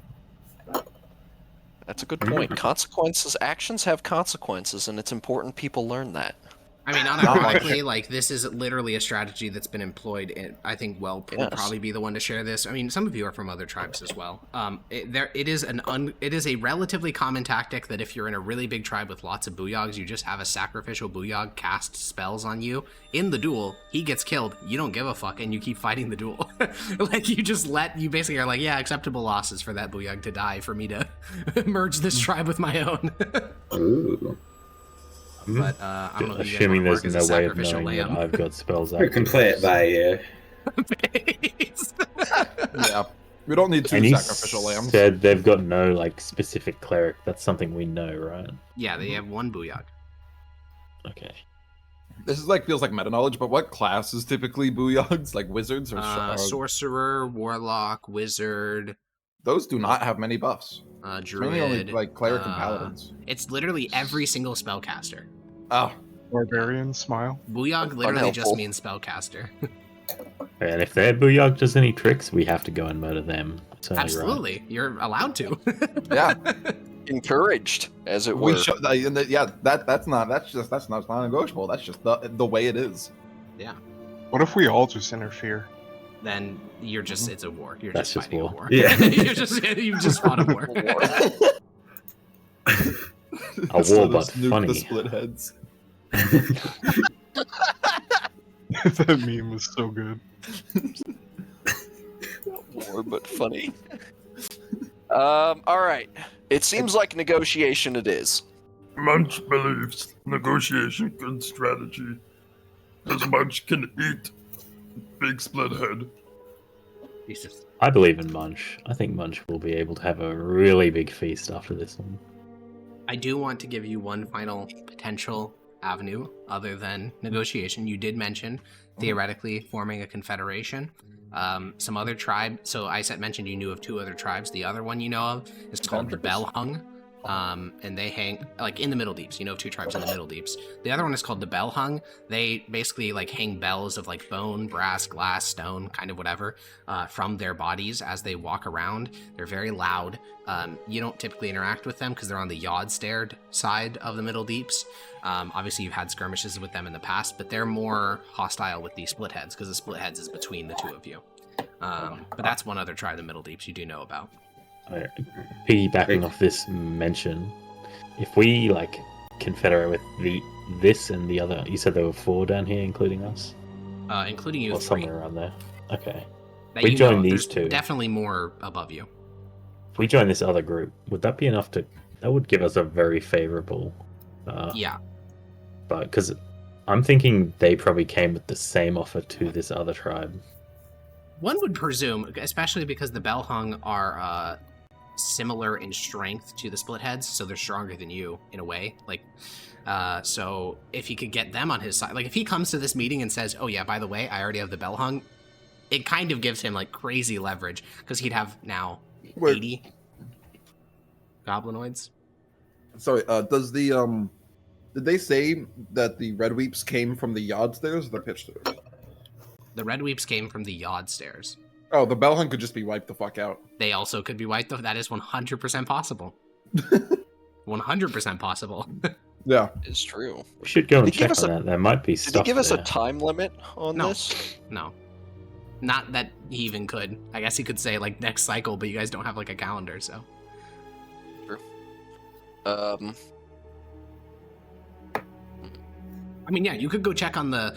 Checking on the bell hung is actually really easy. You just... Because, again, I think we talked about this in the first session. The areas near the stairs are, like, no man's land for the tribes because they're constantly getting raided by slavers and stuff. So you could just send someone or multiple people or the entire council out to the yard stairs, go up a couple levels, go in, and then you're into bell hung territory.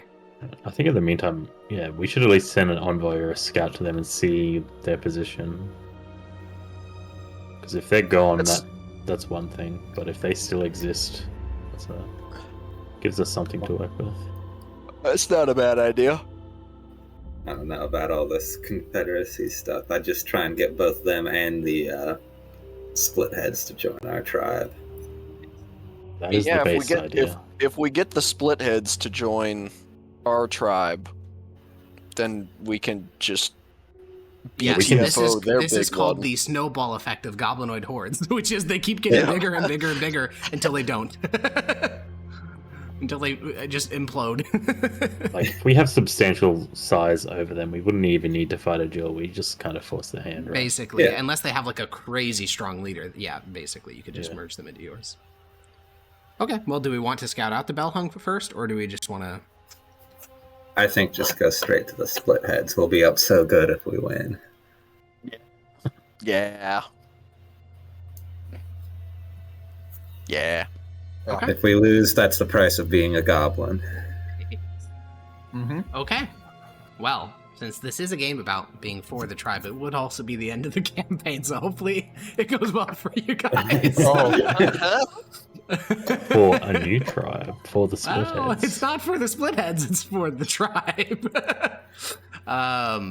Alrighty. Well then. Hold on.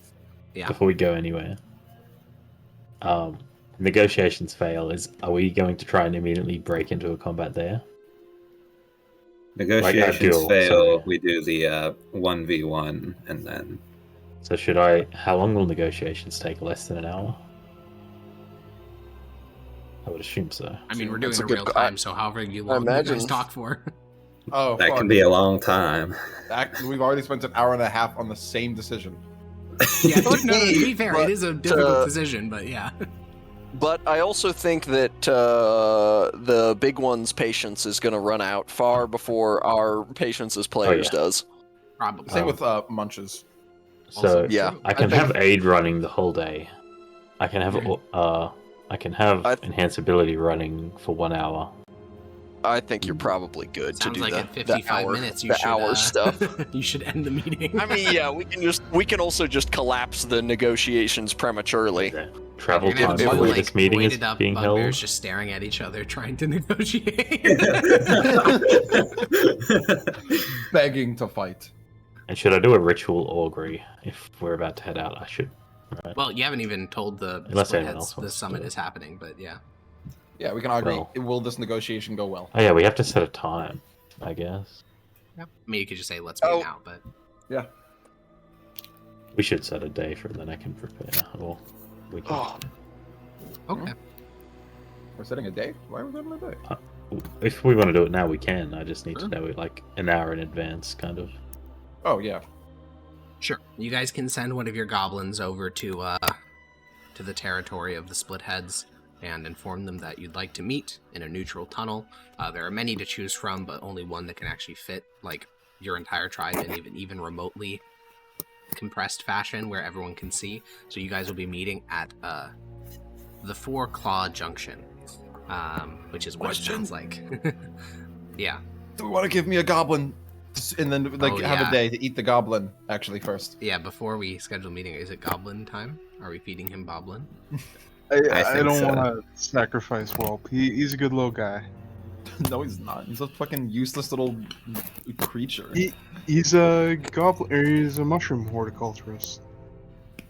It's 25%. It's a valuable. You can't even see. You don't need to. He's just squinting. He looks like. I think if we're gonna feed him, I think if we're gonna feed Munch a goblin, we should look outside the tribe. Squish. Squish is young and useless. Jackson, all right, you're killing me. The audio. Sorry. Thank you. Well, how are we going to find a goblin outside the tribe to feed him? We're not. Oh, well. I mean, the benefits we get from this if it goes to a duel are pretty insane, right? Yeah, because it's just like a bonus action to deal 1d8 plus 3 piercing and then heal half of it. And I can do that multiple times. Oh no. I think it would be foolish not to, personally. Can we look in so, a different tribe's territory? But yeah, Just what a if little we bit? just went and scouted out this other tribe and seen if they're all dead? The Splitheads are. There's going to be goblins there, right? Maybe not the Splitheads, but maybe someone on the lower. You only know 2 tribes in this area. Kidnap a Splithead, eat him, challenge his tribe. Honestly, what about that other pill? tribe? That's like the most goblin pill shit you could ever do. I think we should scout this tribe. There's a chance they're all dead, and there might be bodies there. True. Right? It's worth scouting, I'm sure. Okay. Who are you sending on the scouting mission? Where's my sneak? Someone that can drag a goblin body back. Maybe. Preferably. We're bringing Mardak. I mean, are we just going as a party? We can. Oh. Would we leave ourselves undefended if we did that? I mean, in a manner of speaking, I guess, but you also have, like, I mean, every single member of your tribe is fighting age, so you also have your other 3 bugbears, your hobgoblins, your goblinants. I mean, you're not undefended. But I mean, what are the odds that they just, like, merge our tribe while we're gone? They literally can't. They wouldn't prove anything. They'd be doing it without the strongest people there. I see. And it's not like we're going to be gone for long. Whole party, quick scouting mission. Okay. Well then, let's get a party-wide stealth check as we make our way to the Yod Stair. Oh yes, I love these. Hiding from what? They're all dead. Well, maybe. Hiding from the random misc terrors that exist down here. Why do I have heavy armor? I don't know. You shouldn't. Are you carrying something that is like... No. Heavy armor? Oof. Scale mail. That's you gave me. It's medium. Is it medium? I don't think so. Might be. Oh, I think scale mail counts as giving you disadvantage. Even though how it's do you have the carrying capacity for that? That's crazy. You put this on my sheet, brother. I'm not saying it's wrong. I'm just saying I don't know how you have the carrying. Oh, because you have 15 strength. Holy shit! I think scale mail is medium that gives you disadvantage on stuff. Oh, okay. Let's go see. If I remember correctly. That is accurate. Yeah, scale mail is medium, but it does give you disadvantage on stealth. Damn, you're a strong little boblin. Yes, sir. Oh, there's also a very small suit of scale mail. Munches. It should weigh less. Munches. Well, okay. The 5 of us make our way toward the Yod Stair. The Yod Stair, much like the Pitch Stair, is just a giant stair that goes up and it goes down. It's in much the same condition. It's a little bit more dangerous. Once you saw an Otyug, like you guys were about to ambush a merchant and his team, and then you saw an Otyug reach out, grab them with its tentacles, and drag all 5 of them into a dark corner. So there are monsters here. So you try to move quietly. Mardak is about as quiet as a bunch of pieces of metal striking each other can be. Hiss is not very helpful either. Blam, it just keeps talking as you guys begin to ascend the Yod Stair. You need to go up about 30 flights. 3 flights. Very different. You need to go up about 3 flights, which isn't that far stair-wise. It would have actually taken you a very long time in the tunnels in the Middle Deeps. The stairs are kind of like highways through Dravuz Karag. And so you head up 3 flights of stairs. You encounter nothing. Then you start to essentially just look for cracks in the walls. There's actually lots. You just know that most of these kind of worm their way into Splithead territory. So You look for ones with bells, because that's how the Bellhung mark their territory. You glance in a couple, you walk about 20 feet into some of them looking for signs of bells, and after you get about 6 flights up, you manage to find one of the tunnels. There is a string, and from it are hanging a bunch of little bells of various types, bone and brass, and even a couple of stone. And how would you guys like to proceed inward? If we're in their territory, I don't think we should sneak in. I guess if they've been attacked, though. Well, you're currently just beyond the bells, but they, like you, they mark their territory very obviously. So going in further, and you'd be violating it. Yeah, we're trying to kill a goblin, so I'll undo the bell string and... Wait, are we here to kill one of them? Is that our idea? Yeah, we're trying to feed Munch. I thought we were just here to see, and then if they're dead, we take one. Yeah, I thought we were more like that. Or maybe if a goblin wanders in front of us, we take it. But... That's true. True. Yeah. Oops, I dropped my small goblin. Whoops. Archon took us to Bell territory instead of Splitheads. You wanted to go to Bell territory. Yeah.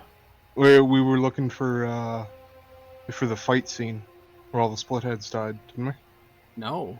No, we were looking for the... Okay, well then let's go eat some Bell boys. You guys were going to the Bellhung to see if they existed still. Yeah, and maybe then if there were any dead Bellhung ones, you eat are them. all dead, because they might have been fought by the guys that came up as well. Well, and if so, let's get a perception and/or investigation check from everyone as we begin to proceed forward into Bellhung territory. And are we trying to move with stealth, or are we just vibing? I will stealth. Okay. Sure. Munch will stealth. You're so stealthy. Are we rolling new stealth checks? Only if you want to. Oh my god, these rolls. Oh. Might as well. These rolls are goated. If everyone else is doing it, holy! well, Oh, wait, no, disadvantage. I shouldn't have even rolled. Sorry, guys. Dex save. No, it's the same. It's the same for me. I don't have proficiency. I can re-roll it if you want. It's not it's fine. It's fine. Well, like you that, begin to proceed like that scene forward. in Lord of the Rings. Munch moves through the shadows. Yapper sticks to the back, moving from rock to rock. And then Mardak goes clang, clang, clang, clang with each step. And you keep your eyes out, and in this first tunnel, as you walk forward, you notice dried blood on the ground. Doesn't mean much. Your tunnels are fucking filled with this stuff. But, you notice it.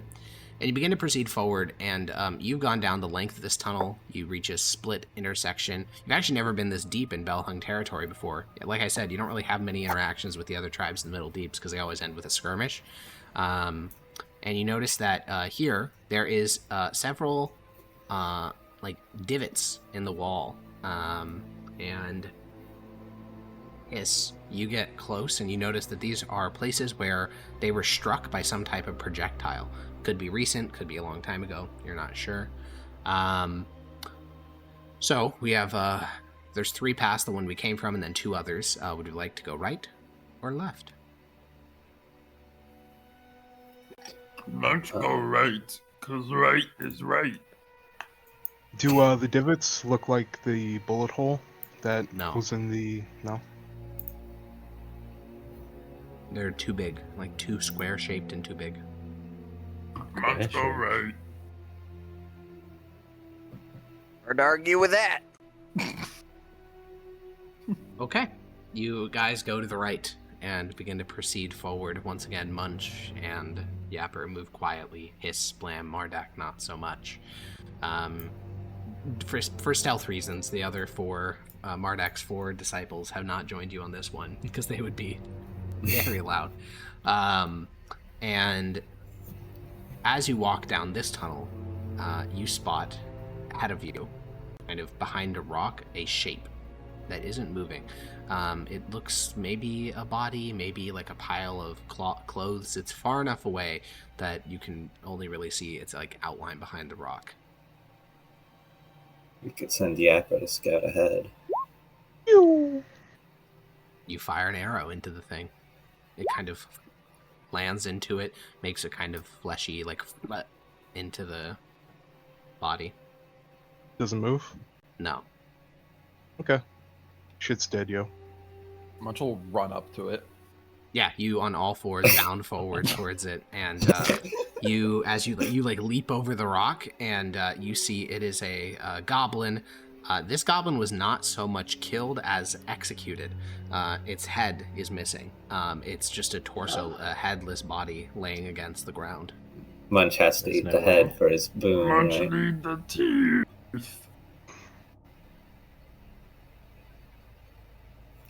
We'll find Alright, another Munch. Continuing on. It looks like, I mean, as you all catch up with Munch and walk past, it looks like this goblin. So this goblin has no armor, nothing like that, just a little loincloth for his dingleberries. And he was like basically sat on this rock. Dingleberries? I thought they were the well hung. He was sat on this rock, decapitated, and then kicked backwards, and this is just kind of where his body fell. Does he look like a member of the Bellhung? The Bellhung, they do actually have pretty distinctive features. They always have little bells on them, but that can include like in their hair and stuff. So you don't see any bells on his body. I'll put it that way. Is the head nearby? No. Oh. You proceed forward, and now you're just in a totally new place. Like, you are basically just taking random turns. The Middle Deeps are a labyrinth. Your territory is a labyrinth.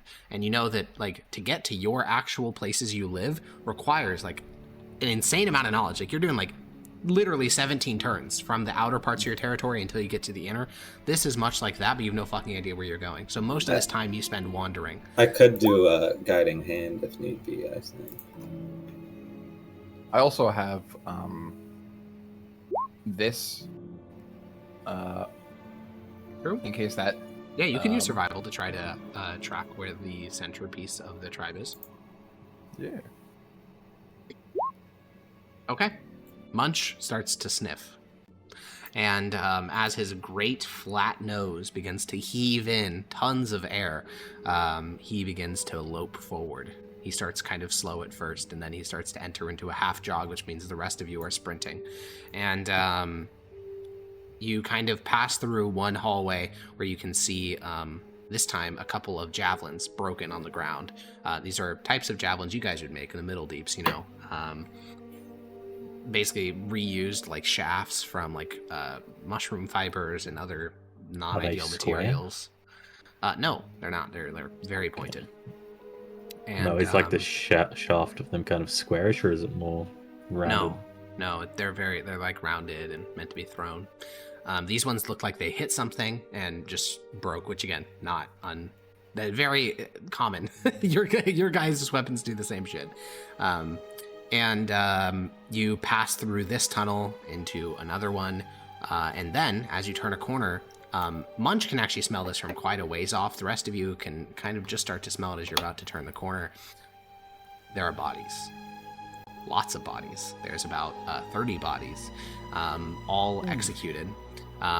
This was probably once a warren, some type of like barracks or sleeping area, because you can see all the personal effects scattered about the room, though they've been disrupted. You know, little bags have been like emptied out and then tossed aside. Bedrolls have been sliced open to look for hidden things. And then on one wall, all the bodies were pressed against the wall and then decapitated. This is not the type of war that is fought in the Middle Deep. Even a war between tribes would never do this because it's so wasteful. Like, what's the point?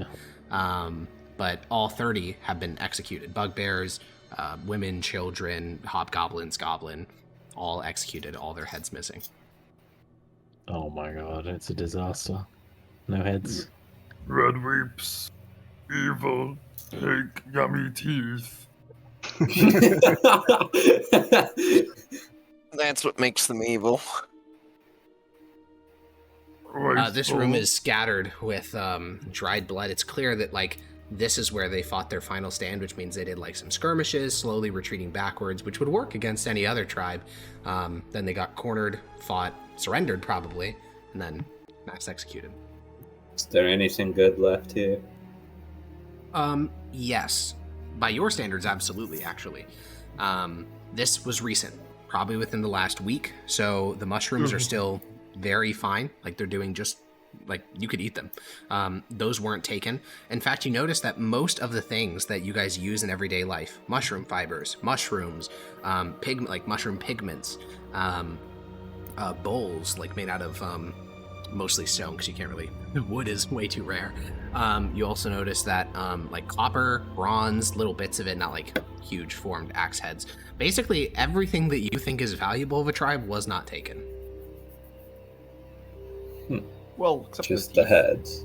The heads, and also if they had any red metal, that's not here. If they had any non-mushroom foods, those were also taken. Also, you don't see the big one. The big one of the bell hung was a goblin. You don't see... the only reason you notice it's the big one is because he'd be fat. Almost all big ones are. You don't notice any fat ones here. Yeah.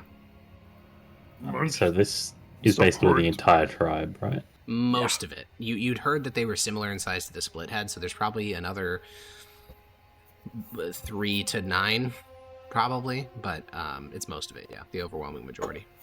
Much beginning to think merge is better idea than before.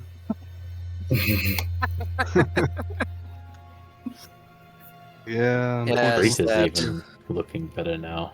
This is unhinged. So wasteful. Yeah, there's not like, they didn't eat any of the fingers, they didn't break open the chest to plant mushrooms in them. They just killed them and left. It's, again, utterly alien to the way that you guys conduct yourselves in the Middle Deeps. It's unthinkable. There's no What a point. bunch of sickos. What a bunch of fucking sick bastards. Yeah, we're just here looking for some lunch. Not eating the fingers, not planting mushrooms on the corpse. It's Literally. sick. Disgusting. Munch will kill Split Head Big One. Give whelp to me.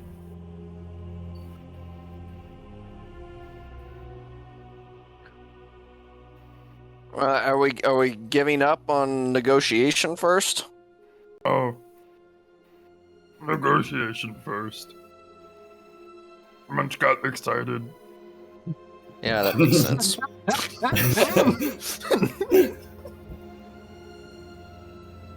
Is it even? Not a single tooth around. Lots would of we teeth even be around. able to resist them Yeah. combined with the Splitheads? Are there still... If you assume every single survivor of this little tribe, if there were survivors, to be clear, basically there's a lot of assumptions. Assuming they had exactly 40 members, then there's 9 survivors. Assuming they actually did survive and aren't dead in some hallway you haven't found, and they all joined the Splitheads, it's not going to make a huge difference. Because again, like the people being killed here, most of them were warrior like age, like all the bugbears, all the like tons of hobgoblins. Maybe there's going to be some survivorship bias, like the last 9 are like the strongest ones who managed to run away, in which case 9 warriors added to the Splitheads would help a lot. But it's unlikely any of them are stronger than Thok, because if they were, they probably already would have conquered his tribe, and vice versa. They're probably very similar in strength. Well, I think the bigger problem is if we just join with the Splitheads and whatever remains of these guys, this level of destruction is like overwhelming level of... Yes, you were also told, and again, you're not sure how all these details connect, you probably have to talk to Thok about it, but you were told that the Splitheads only encountered 3 Red Weeps. Killed 2, captured 1.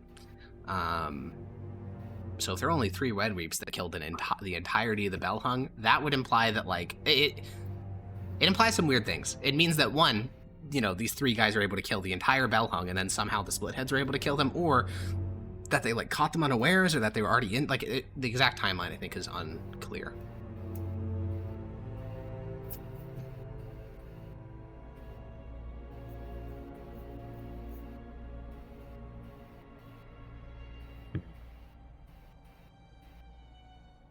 I think there would have to be a lot more because they were all executed while sitting down, yeah? Yeah. So yeah, somehow I think it's unlikely there were just 3 for this. Yeah, they'd have to wrangle them all up and then sit them down and then cut their heads off. Also notable that decapitations are very rare in the Middle Deeps because, again, why? Like, it's a psychological weapon, not a... If someone surrenders to you, it's a weapon of pain and cruelty, not a weapon of, like, efficiency and survival, which is what you guys are about. Maybe we do go into the upper deep. I'm personally... leaving this place looks more and more appealing to me. Because either the Splitheads are in some weird kind of... they're trying to deceive us in some way. Because if they encountered the same group that did this, there's something wrong. Or maybe they just only ran into the scouting party, and then the main things come through. Our Travesian combined aren't going to... it's not going to be a huge... that is one reason. Yeah, Jackson? The Red Weeps moved on, too, didn't they? As far as we know, they're not here still. So we haven't found any evidence of even a campsite. They're heading to the upper deeps, I would imagine. Well, maybe. Something else to consider is that while leaving your guys' tribe undefended against the Splitheads is not really a concern, the Red Weeps don't seem to care about any of the martial traditions that you guys hold in the Middle Deeps. So if your tribe was undefended from them, they'd probably just kill every single person they found. Yeah.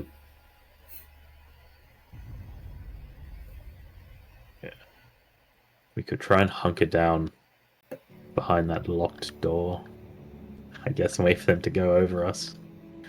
I don't know. I don't like this.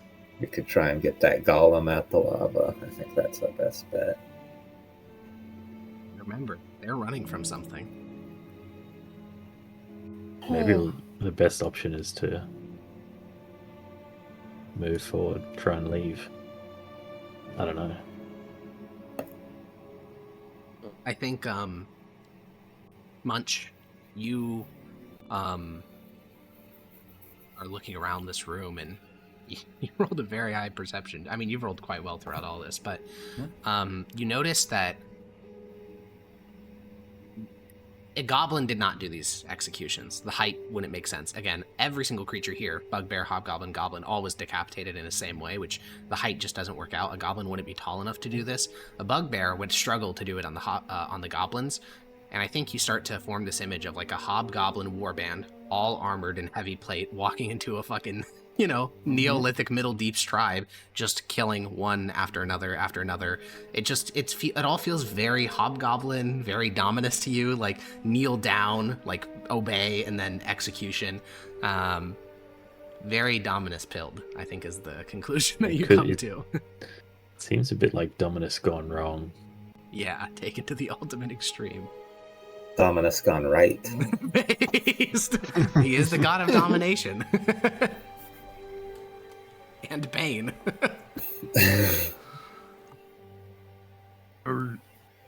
Dominus. Hobgoblin warband all came in here. But I keep sniffing the air. Yeah, you can smell them. They smell chemically. They smell like some of those dwarvish like supply cabinets that had a kind of residual chemical smell to them. Gross. Chemical. Metal-y. More chemical. Feely like... bad. But it's not like there's plenty of hobgoblin bodies around here too. Oh yeah. So Yeah. They discriminated against the hobgoblins when they came through. No. Intergoblinoid racism is not, it's not rare, but it's also not like supremacist. It's probably just fanaticism to Dominus. It does exist. There are those who pick one of the Triumvirate to hold over the other three. Or other two, I guess. Absolutely barbaric. Yeah, I guess that is the conclusion after you guys walk around the battle site. It's just barbarism.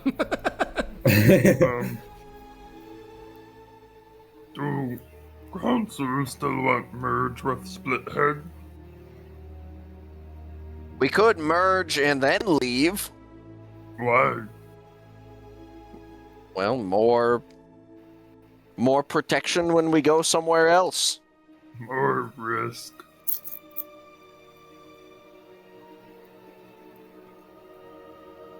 To you. Two mushrooms. If we meet with them, that would be assuming they don't know what happened here. If they knew, I would have assumed would have told us to try and strong arm us. Perhaps we can use to strong arm them. Or maybe they're planning on trying to bluff us, saying that they've gotten these ones on their side. It's not really a bluff if it's true. Oh, that's a good point.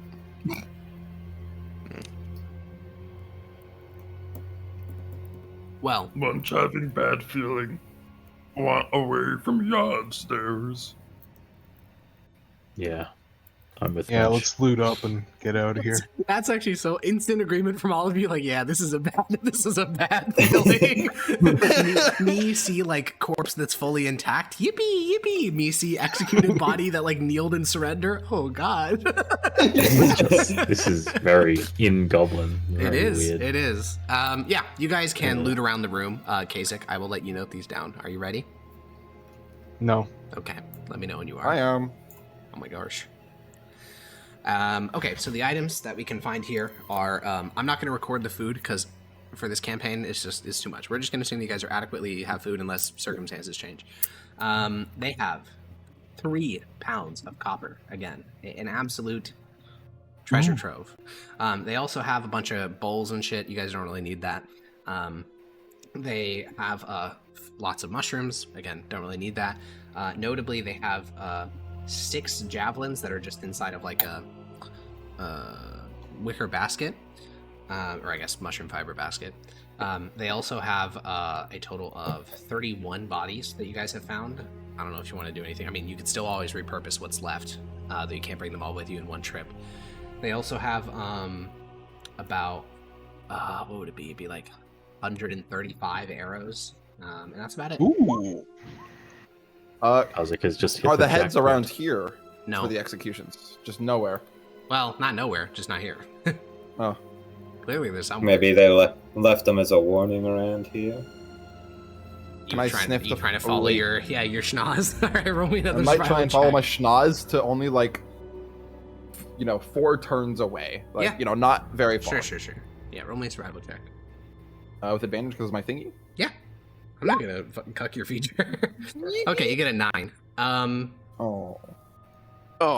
Nah, you start to sniff. It's hard to like find the trail to begin with because this room is so thick with the smell of death at the moment. Are there any stray teeth on the ground I can use? There are stray teeth. You can't use them for your feature though. How Does about this- footprints? To me, does this feel very no. Dominus inspired, or does this feel like very? kind It's of not just your brutal? Dominus. The problem is No. every single tribe. I mean, even your tribe has a unique interpretation of the Triumvirate. So imagine what like the lower deeps have compared to the upper deeps, compared to the trade deep, compared to the surface maybe, if there's even goblinoids up there, compared to if there's anything beyond Dravuzkarag, what the fuck must they think of the gods? All you know Okay, but is I'm that... literally revived by Dominus, so my interpretation is obviously Oh, correct. well, if your interpretation is correct, then no, this is not Dominus pilled, this is brain dead. Dominus is about basically Dominus is about getting everyone to kneel to his authority and follow you. And pain is a mechanism to do that. It's not an end to itself. It's a way to commune with God. So to murder an entire tribe is literally like counterintuitive. Like it actually opposes Dominus. This to you, as your version of Dominus, almost feels like a Grosh thing. Because Grosh is the god of death. That's a part of his thing. He's the god of ferocity, violence, blood, and death. So he's not my hashtag, not my Dominus. Hashtag this shit was Grosh. Grosh, is this true? Big facts. Well, you guys can loot all these things, and do we want to do a final search around the Bellhung, or are we just booking it back home? I kind of want to book it out if this is recent. It's 100% within the last... I can even narrow the time scope now that you've had more time, within the last 4 days. Okay, I say we get the fuck out of here. Yeah, agreed. And are we following the exact same route we took back, or are we going to try to do some shortcuts now that we know the area a bit better? I like shortcuts. Like goblins like 6 times quicker at learning routes. If we just get lost. They are quicker at learning routes, Hero. You're starting to see the implications. They're really fucking quick. Right, yes. They are terrifying to fight against. You use a tactic, and the very next time they're like, "That's a good idea. I should do that." Shortcut plus my Call of the Wild. Yeah. You guys, you guys go for a shortcut. In fact, there's one particular tunnel that can cut down quite a bit of walking around, and you guys emerge with. Almost all this loot can just be carried on Munch. I think literally all of it, actually, with the exception of the bodies, obviously. In practice, how encumbered do you guys want to be? I will be taking one body, just to, like one small goblin, just for a treat. Yeah. I assume we don't want to be coming back with too many bodies because it's going to encumber us pretty quickly. Yeah. Okay, then just one body. And you don't need to add it to the sheet case. He'll eat it by the time you guys get back. So Munch is eating while you guys are walking. You take a particular corner to, get back quicker, and you pause because in the middle of the walkway here is some objects that you've been looking for but you hadn't found yet. You knew the tribe would have them. You just didn't know where they'd be. There are a pile of 40 heads stacked into a pyramid. Hey! Oh, good. Doesn't he match the body he's eating? Certainly. Yeah. There would definitely be one of them, yeah. The base of the pyramid is a bunch of bugbear heads, and then above that are hobgoblin heads, and then the goblins kind of fill in all the little gaps. If I take like a goblin from like the middle stack of the pyramid, will all like falling down? A bunch will fall down, yeah. If you want, you could remove a couple of the load-bearing bugbear heads, and the whole thing would collapse. Nah, I'm just trying to take out like the middle apple of the pyramid, but yeah, you reach in, just take as the a middle goblin apple, head. like 12 or 13 goblin heads just kind of roll down the pyramid. Munch, you think it would be faster if we found which goblin, which head belonged to this body, or would it be quicker if you just ate all of the heads? Don't know. Never seen so many heads far from bodies, normally together. Well, how long does it take you to eat the head when it's on the body? Actually quite long. Bone takes a while to chew through for you. Oh yeah, that's pretty sturdy. Especially bugbear heads. Don't need we wouldn't have to eat the bugbear heads. We don't have a bugbear body. Well, what if it's a really, really small bugbear? A small hairless bugbear. I'll turn you into a small hairless bugbear. All right, well, Munch, you start lifting heads off the pile and matching them to the torso that you got, and eventually you find one that seems to look right. It was a little small goblin, a little gray skin. His body kind of dangles. He had bells tied in his hair and on his pinky toes. Munch found the right one. Right path is right.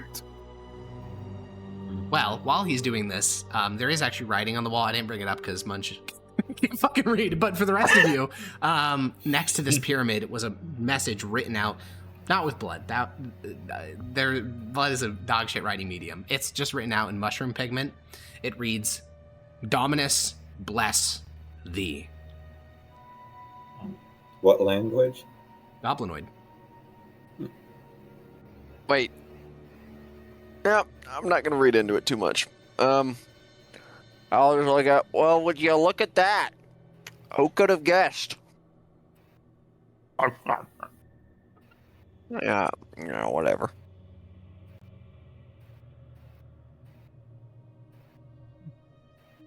Well, he has his. All right then.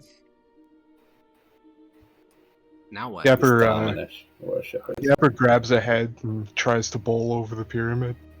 It rolls, like you grab the goblin head, you roll it against the pyramid, it hits a bugbear head and instantly stops. Oh, not strong enough. No, it weighs about 3 pounds. Compared to the bugbear head, which would weigh like 25. Well, yeah, it'd be 7% of body mass, so it's like, yeah, something like that. I grab a bugbear head. That weighs you down. That like encumbers you. It weighs as much as you do. You like deadlift the fucking bugbear head. I like granny roll it at the fucking between your legs. Hands between my legs. Yeah. You're still not strong enough for it to knock them over, so it just kind of like thuds against one of the bugbear heads. Ah, man. I try and pink the wall down. You know, it's good to know that we're not the barbarians here. They're the ones that arrange the pins. This is some harmless corpse-based fun. They're the ones that decapitated them. We begin to return to our territory. Blows up head pyramid with mind. Munch begins the slow work of biting the flesh off this goblin. Actually takes very little time. Getting the bones ground down takes a while, so he starts with the feet as you guys are walking.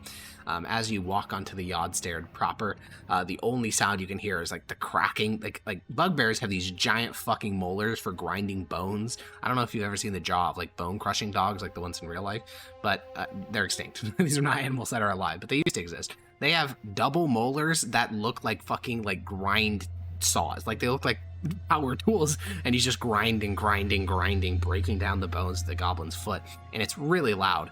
And then you hear talking from below, kind of echoing up the yod stairs. Immediately hide. That is a you immediate instantly hide let go of let go of the foot and kind of like press yourself down, and all of you do the same. And since Hiss is nearest to the edge, Hiss, you kind of look down the yod stairs, and about 10 flights beneath you, you see 3 little goblins. They have pale skin, their eyes are red, their ears are red, and you can hear that one of the back, they're all kind of trembling. The back one talks to the lead one as they continue to ascend the stairs. Can I tell what tribe they're from? Other than the visual description I gave, no. No. Red, that seems ominous. They have armor of any kind? No. Naked little boblins. Naked shivering little boblins. They could be survivors from... They could also be magical. I don't know about that. Eat or run. Let's get them. We don't have to eat them right away, but let's at least get them. With that, Munch is running. Yeah, they're about 10 flights beneath you, so there is quite a bit of distance to cover, but you can run that. I mean, you have pretty good stamina when you're hungry. So, Munch, are you running with the body, or? Yeah. Okay, you start to sprint down. So, Munch, at full speed, is it 30 or 40? 30, okay. So Munch begins to sprint. Mardak kind of jogs behind him, his armor clunk, clunk, clunk, clunk, clunk. The rest of you can keep pace. It's really just Mardak who starts to fall behind in his heavy-ass armor. And Munch continues to run full speed down the stairs. And the goblins hear your movement before they see you. You see them, like, look up the stairs. One of them squeals, and it kind of echoes through the yod stairs, like... And the 3 begin to run down the stairs now, away from you guys, like back into the lower deeps.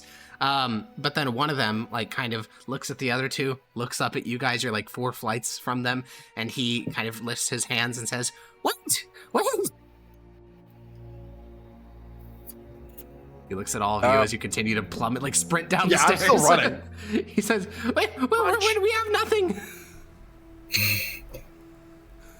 Hold, surrender. Hold. He kind of lifts his hands higher above his head. Who are you? The other 2 are still running. All right, let's go get him in hand. Grab him, Munch. Don't eat him. Just grab him. Running. You sprint forward and you just palm his head in your hand. Yeah, the other two goblins are. The other 2 goblins are very far. So you have corpse goblin in one hand, real goblin in other hand. He's like fucking flailing in your arms. Does this guy have bells? No. Don't get those 2 mixed up. His body... You bite off the foot of the living. Okay, no, his skin is a pale white, pale white. And then a ring around his eyes, his ears, and his mouth is like this kind of bright red coloration. What tribe are you from?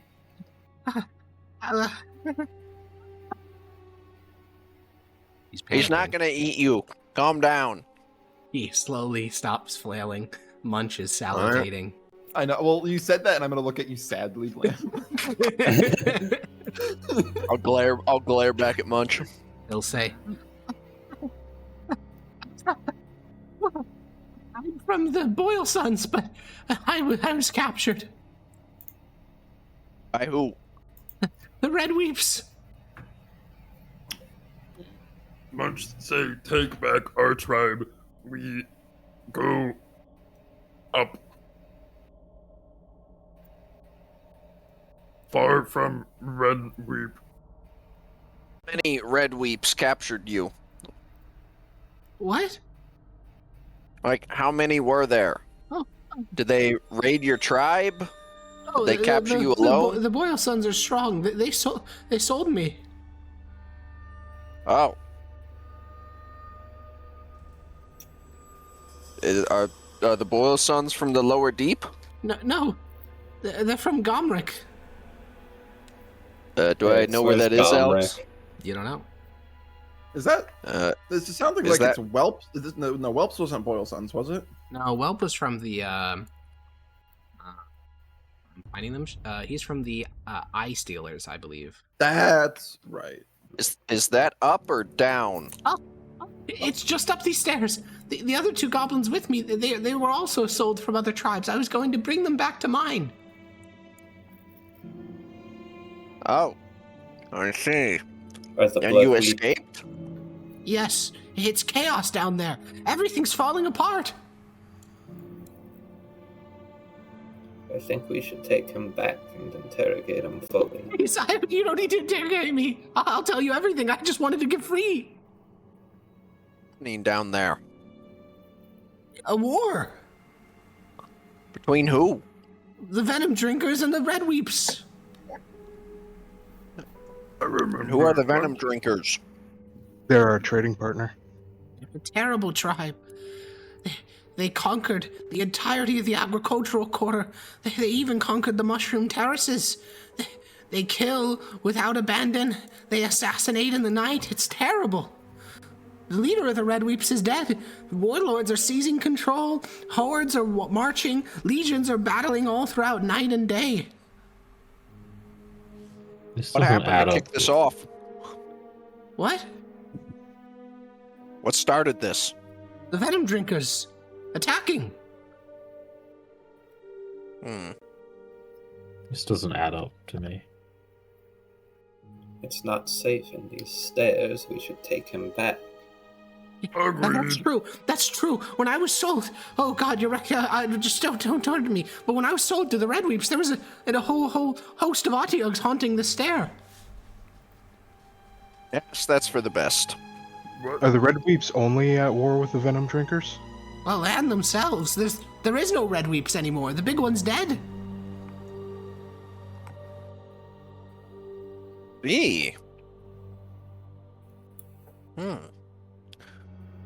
So. All right, let's get off these stairs. Yeah, you guys had to actually chase him because he obviously ran down several flights and then stopped, believing that this was a better fate than returning to the Red Weeps in the lower deeps. And so you only have to walk up like 2 flights of stairs to get into the crack that you guys exited and start to return to your territory.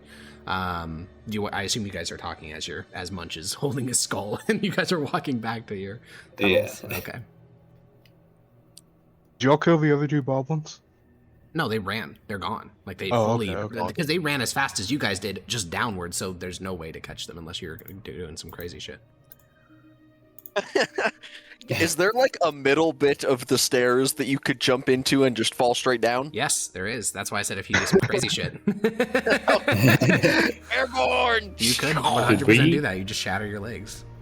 Should we show this goblin what happened to this other tribe on the way back? Say if this looks like that would not be on the way back. You'd have to go up multiple flights of stairs, show him, and then walk back down and go inside because it's above you. We could just tell him. Sure.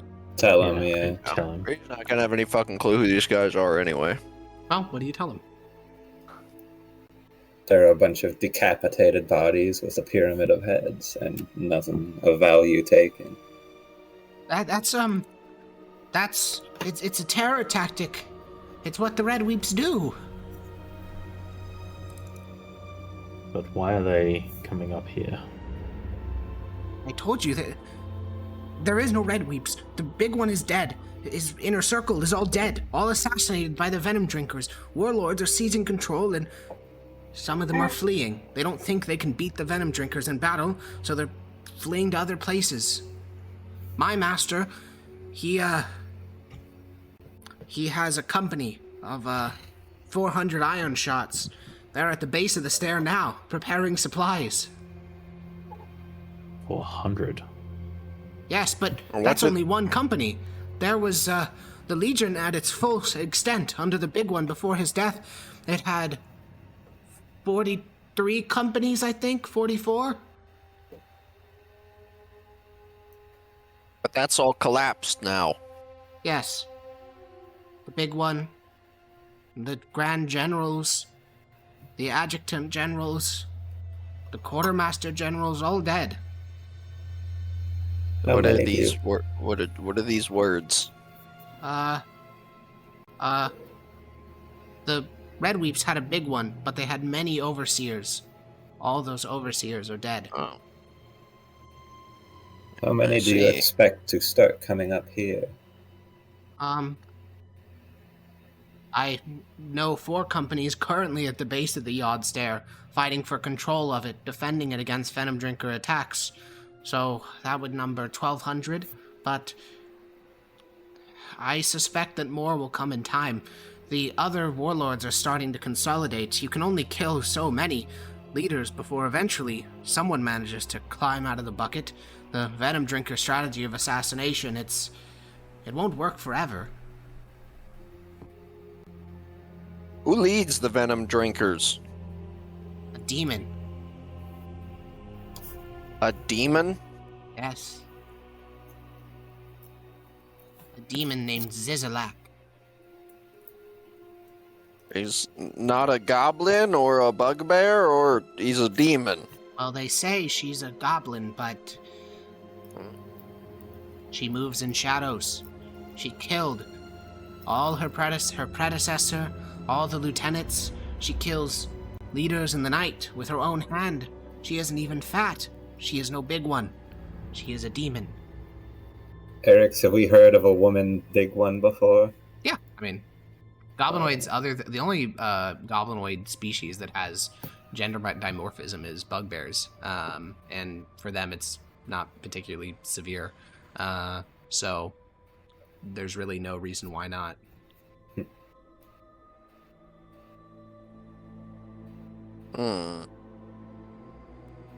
And what do all these companies intend to do? Come up here for safety? Well, every company thinks of different things. Some believe that the Venom Drinkers are weak, that their armies are pathetic, and that is why they resort to assassination. And so they are fighting for control of the agricultural quarter. It is house by house fighting. You don't know what a house is. It's house by house fighting. They fire crossbows in the night and do hit-and-run attacks. It is vicious and violent bloodshed. Others retreat to the red metal mines, building gates and walls, thinking that they can build something that the Venom Drinkers can't assassinate through. And others still... Wait. The red metal mines? Yes, that is where I worked. It is why I have this. And he kind of points at his eyes. What's going on with his... Oh, they're red? They're red-rimmed. Oh. Can you forge? No. I've seen it, of course. I'm from the Boyle Sons, the finest smiths of Javuzkarak, but... no. I was a bellows boy. Could you try? Do you not know how to? I'll squeeze a little tighter. He screams. He screams full volume. You're holding his fucking head like a vice. He screams at the top of his lungs. I'll loosen up a little. We did recently come into acquisition of a forge. He takes a few breaths after seeing the Triumvirate's face. And he'll say, you made one? We found one, an old dwarvish one. Ah, well, you're lucky. Creator forges can be lit even after centuries. I can light forges. I was a bellows boy. That is easy. Fuels them. Well, it depends. If your forge is a proper one, like those in Gamrek, it will be fed by a pipeline connected to a gas deposit. Might be lava. That ours is connected. No. Lava cannot be used to warm a forge. Forges need consistent temperature. Lava can only have one temperature and can melt many, especially stone tools. It is likely gas. Lots of pipes, though. Well, speaking gibberish to me. There are two types of gas oft used. There are those in supply tanks that in Gamrek we call benethazine, and then there are those that we call methane. Those come from deep within the earth, are more reliable. There is also butane, but those are rare. Only the crown liquors have butane tanks. Now you're just making things up. No, these are the tools used by the creators. You're just saying words. We will need to see. Should Munch squish the booyog? No! Don't squish the booyog. I'm also not a booyog. Well, that's a good magic point. Magic words. I watched magic. I can't do magic. Oh. Well, this might change a lot. Doesn't change the immediate issue. We know we're not facing a threat of thousands. We're simply facing a fractured threat of hundreds. You have golems, right? What? We have a broken one. What is a golem?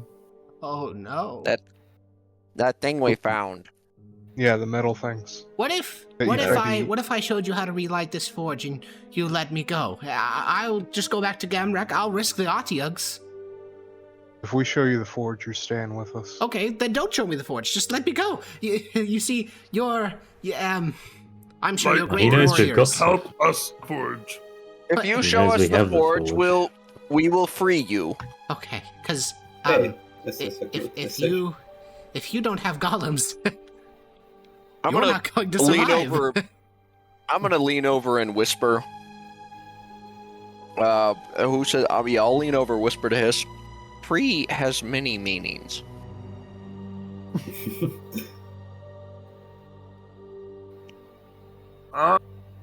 Munch understands. And I'll try and poke my my temple, but I'll be using it with the hand that I'm grappling him with. You just kind of press him against your temple. You guys walk past one of the overgrown mushroom heads, and the goblin starts coughing. And at first you're confused, why the fuck is he coughing? And then you realize, oh yeah, this is our spore area. This is a guy that's completely unacclimated to having the air. Even a whelp was more used to having the air filled with spores. This guy just must not have mushrooms where he's from, because he's hacking and heaving, barely able to breathe as you guys walk through the spore cloud. What do you all eat down in the lower deep? Sandstriders and quaggoths. Do I know these words, Alex? Quaggoth, I think you do, because I think one of your trading partners, the hook rats, they also eat quaggoth. It's a type of yeah, that's right. I do creature remember that being being mentioned. Breed and then kill for meat. Sandstrider, you have no fucking idea. You don't what? You actually do know what sand is. Obviously, you would not associate it with beaches. You would associate it with dwarven forges, because they often had big. Even the one you have has a large bucket of sand. You're not sure what it's for. It's just there. But you don't know what the fuck a sandstrider would be. That sounds like a little guy, like a tiny little creature crawling in a little sand pile. You have no idea how you could eat that. A sandstrider? That's tasty. Yeah. Seems. How could anything stride in the sand? There's barely any of it. This creature must be tiny. Big as a golem.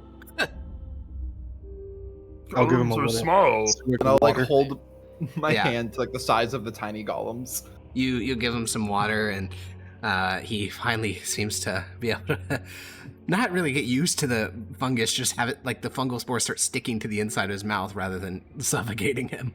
And he'll say, "No, big as a type 3.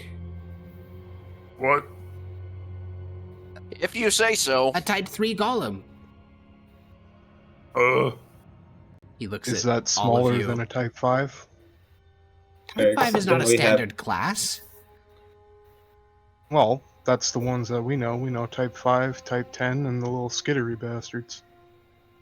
Type 5 is We do. That's a classification a for type. ramshackle junk. Ramshackle junk. You don't have any golems, do you? Literally none. Eric, what was the one in the middle of the lava? Type 10. It's a Type 10. Type 10, okay. We know where a type 10 is, like he said. Sure. The red weeps have 3. None of them work, though. Oh. But in Gamrek, we do have a type 10. It is a god. A what? A god. Right. You You are have starting Rosh to sound- in a golem? No, it is one of the creator gods. He speaks, tells lessons of the Forge, aids us, or aided us. I do not know if he still functions. It has been many, many, many hammerings since I have been home. I say let him light forge. Yes, I'll light your forge and then I'll go. I'm sure you are... No, not go. Free. Sure, free, go, sure. I'll light the forge and then I'll be free, and then, I'm sure you're all great warriors. You'll do fine against the Red Weeps. You're lying. Yes, you're going to die.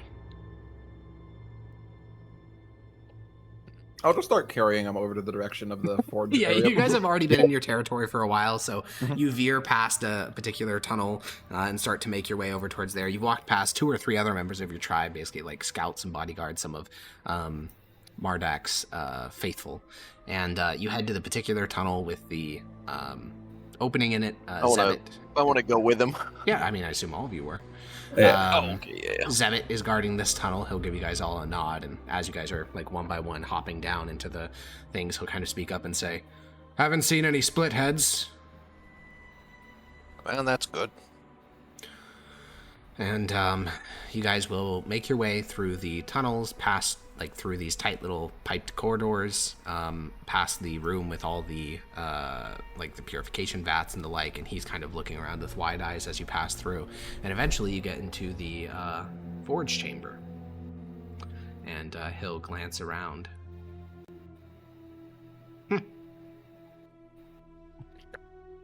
Okay. Lighted. All right.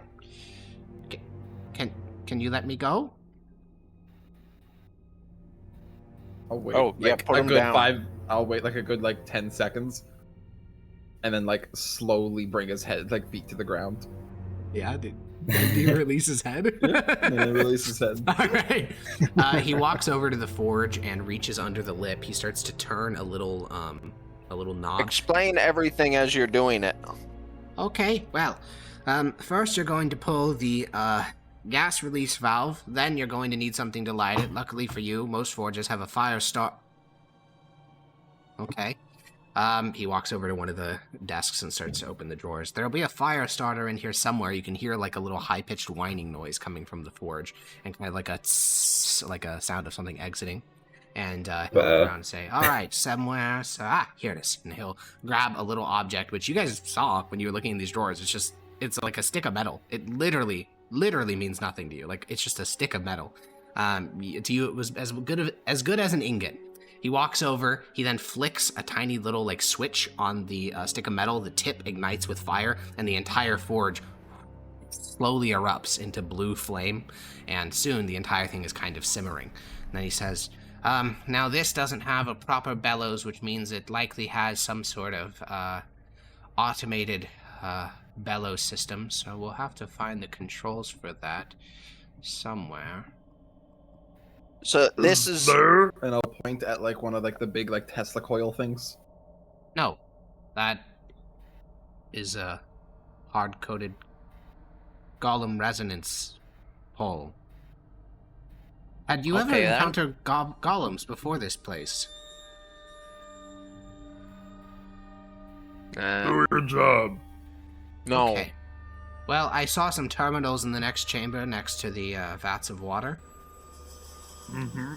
Do you know if those are connected to the forge? They are functional, and they're connected They're to for the pipes. water pipes.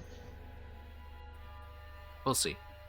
And he walks over, he hops up onto the little stool, he starts like tapping at the keys rapidly, and then you watch as he goes to a screen you've never seen before. It's like it has this little illusionary display of like kind of a plain orange background, and there's these little like rune sigils on it, and you can like tap onto the rune sigils with like your finger, and then it will expand into a new program. You didn't even know that this had multiple screens. You thought it just had like the like the terminal. You didn't know that there was like multiple options, but he'll tap onto one of those and say, all right, well, it looks like your forge can essentially only do up to red metal smithing, so no mithril for you.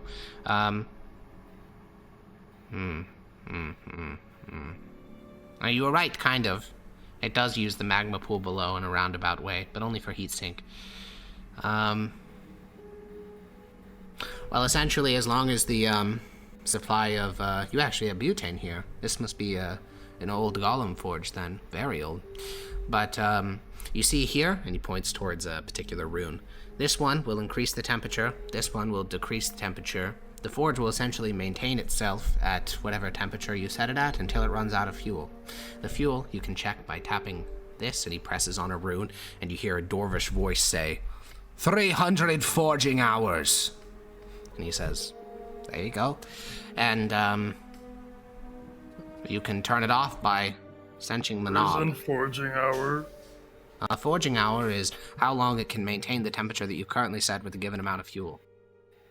Yep, but how long? What's an hour? Oh, we call them hammerings up in our Gamrek, but down here, I mean, what do you use for time? Cycles. Cycles of what? Spore cycles. Mushrooms. Mushrooms. How often do spores cycle? A spore cycle. Once per. Do we sleep once per cycle, Yeah, Alex? roughly. We sleep once per cycle. You have no smaller units? Can I give him like a rough estimate in heartbeats? For what? No. How many times do you think your heart beats in a day? Also, that's going to vary crazy. I don't know. I think he'll just shrug and say, well, Why? we'll use Dwarven time then. And he'll like exit this thing by pressing on a rune, and then he'll go to another one and then tap on another rune. There's like literally hundreds of runes on the screen, so you know how the fuck he's figuring out which one to press. Because you cannot read Runic. Runic is not included in Dwarvish. And can you read this? Yeah? These symbols, you know what all of these mean. Yes. But that's runic. Yes, we know Runic and Gamrek. We have runesmiths. Teach us. But, well, I can teach you. There's lots of runes here. I mean, each rune is a pictogram that depicts an individual thing. I mean, there's hundreds of runes here. But, you press this one, and he presses it, and it says 0, 16, 8, 8, 1, 3, 473. There you go. That's the Dwarvish time. So, okay. So essentially, you have, well, none of these words mean anything to you. You probably have around...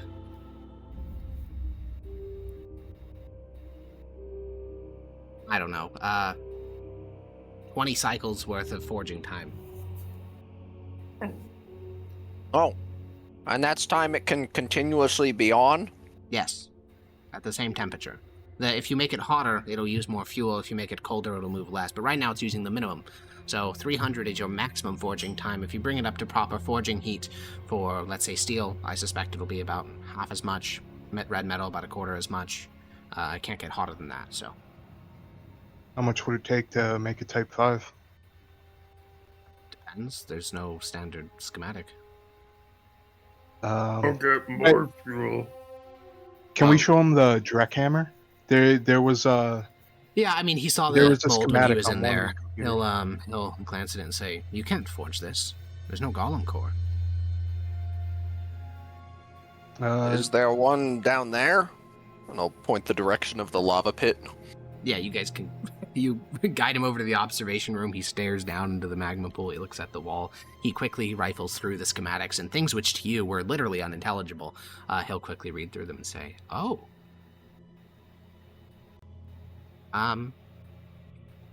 Interesting. No, you could not put that golem core into a bastard golem, but you wouldn't want to. If you could get this thing working, it'd be better than any Type 5. Could we use the one from Stove Belly in the Drek hammer? I could look. I assume that's the... Yeah, it's How do we... Sorry, go on. No, you go. I'm done. How do we do that thing that makes it blow up the mountain? Oh, you need its, command word. Or command phrase, more accurately. Where do we find the command word? You may not. Most command words are lost. Most golems are still operating on their orders from centuries ago. Would you just say the command word and then say blow up and it would explode? No, but mithril golems are intelligent, so you'd probably be able to work with it to make itself explode. Oh. The plan for that was to destabilize its core by throwing a bomb at it. Yep. You could also fix it and just have a golem. How would we fix it? Well, you'd have to, based on this plan here, first you'd have to get it out of the magma pool, then you'd have to repair its thermal intake manifold. I have a schematic for how to get it out of the pool. Yeah, I see that. Do you happen to have 300 steel I-beams? What's an eye? Yeah. Realistically, no, that's lost to you. If it was lost to the creators, it's certainly lost to you. As for this other golem that you have, the Type 5, I'll look at it. What's this? I'll pull out the gun. Oh. Those are very rare. Up in Gamrek, we call them lead throwers, but most were jammed from overuse in the early days. Oh. This one seems to work. I assume it was in some quiet container for the last several centuries. I found it in a container.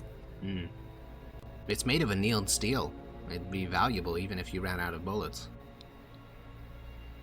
Oh. But we have 6 of them. Bullets, I mean. Congratulations. There were forge masters in Gamrek who would sell half a dozen slaves for those. Teach us how to forge. I don't even know where to start. I mean, I told you I'm not a forger. I was a bellows man. I just kept the temperature steady, repaired small issues with the forge. We had manual bellows up in Gamrek mostly. Some of the older forges were there, and those required manual labor. I did that. I was essentially a counterweight. I don't know how to forge. Gamrek, this is up. Yes, it's right at the top of the yard stair. It's also called Old Smoky. Maybe that's familiar. No? Alright. How would Gamarek fare against the fractured remains of the, I forgot their name. Whoever's down below. Yeah. Well, the only way to get into Gamarek is passing... Well, the Boyle sons have no, big one or overseer. They're, a series of separate tribes, but they all work together to defend against outsiders. There's only one gate in and out, and they guard it with 20 Type 2s and, Type 1s and Type 3s.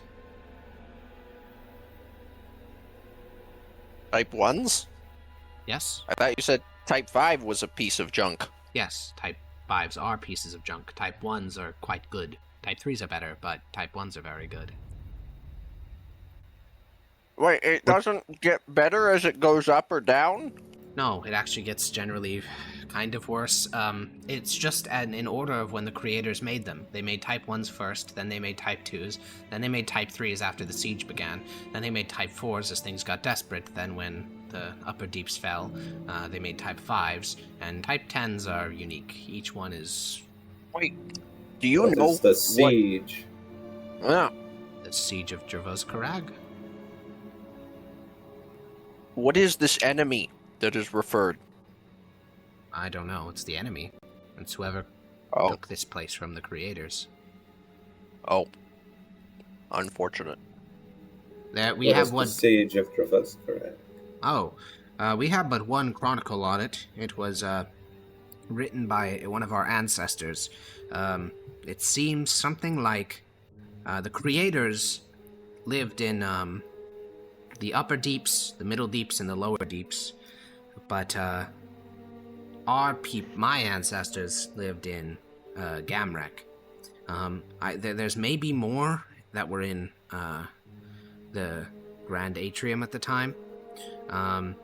But there was a sort of peace, kind of. And then one tribe violated the peace. The creators and my ancestors began to war.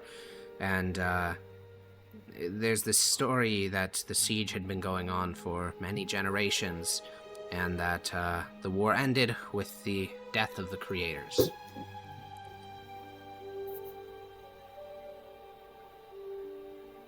Your ancestors were fighting the creators? Yes. There was no other party? No, there were many others. There were tribes in the Grand Atrium. There were, they speak of a species called Giantess. Big, hairless, goblin-type things, 20 feet high. Those were fighting the creators. There was also mentions of, do you know what a salamander is? A lizard. It sounds tasty. I mean, I don't know. I don't like them, but they're slimy. But, no, they're just little... You don't know what a reptile is? Huh? Whatever. There were a bunch of creatures fighting the creators, but, they lost. The creators? Or the creatures? The creators lost. Would this not imply that you are the enemy? No. The enemy is mentioned to be technologically undeveloped, to have no culture, to be a slavering horde intent on conquest. My people have runesmithing. My people can read the runes. We have... Did they have it then? Our stories say so, and the fact that we have more golems than the rest of the hold combined seem to prove it. How accepting are they of new individuals? Well, I am 11 years old and served them for 9 years, and they sold me for a pair of boots.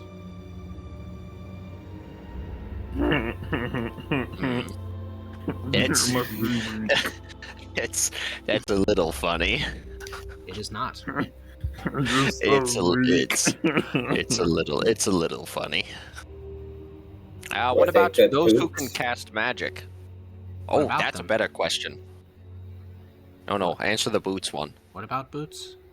Were they good boots? Yes, they were enchanted. Oh, well, it seems worth it. What does that mean? They had runes on them. Oh. Magic, and I'll do some thaumaturgy in his face. Well, I taught you how to use the forge. It's pretty simple as long as you remain on this screen of the terminal. You need to teach us runic.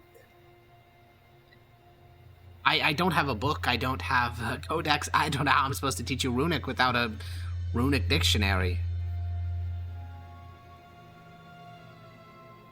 Oh. I bet you don't even know what books are.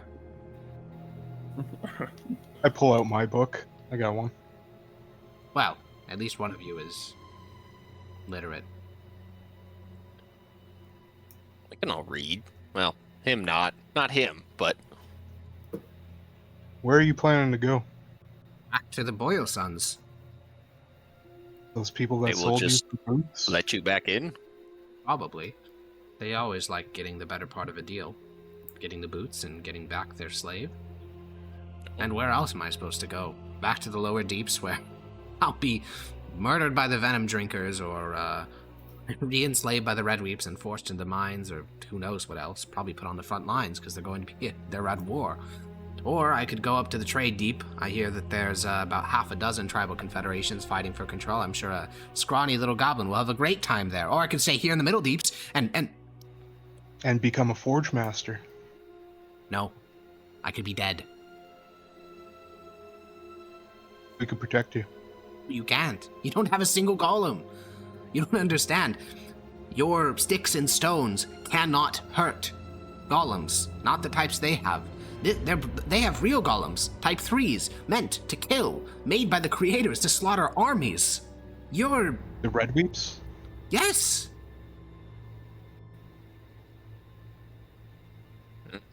Even the smallest company has at least one golem. At least one.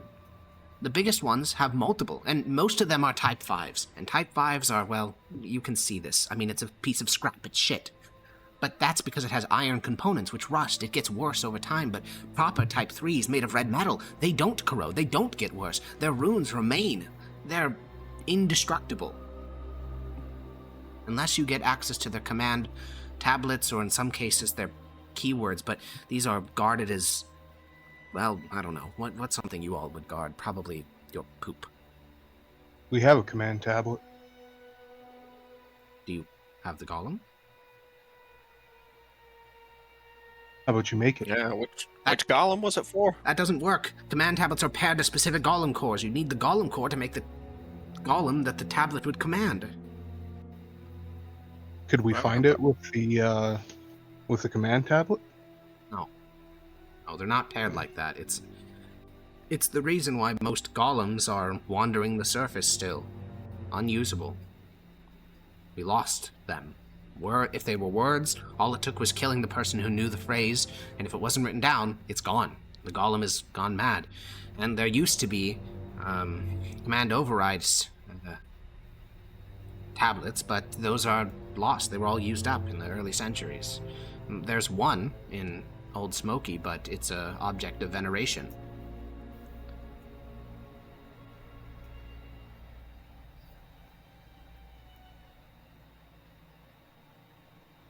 So,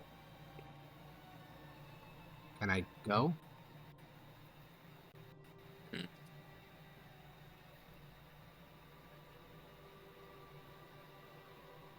Blam. I believe we must still leave, even more now. Are we fucked?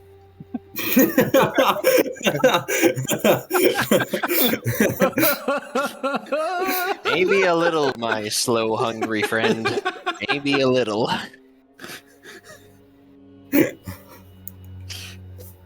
Look, I know that the company of Iron Shots, they'll probably be the first ones headed up the yard stair. They only have a type 5 bastard, so You can probably defeat the first attack.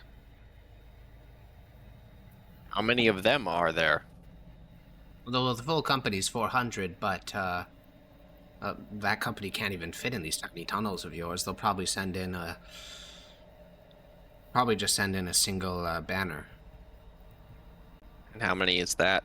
50. Led by a paymaster. No! You're You lucky said- they have no Shatterhelms in that company. Most of the Shatterhelms are still fighting the Venom Drinkers. What's a Shatterhelm? Pikemen, full plate, shields, trained since birth to endure pain, disciples of Dominus. Many clerics among them.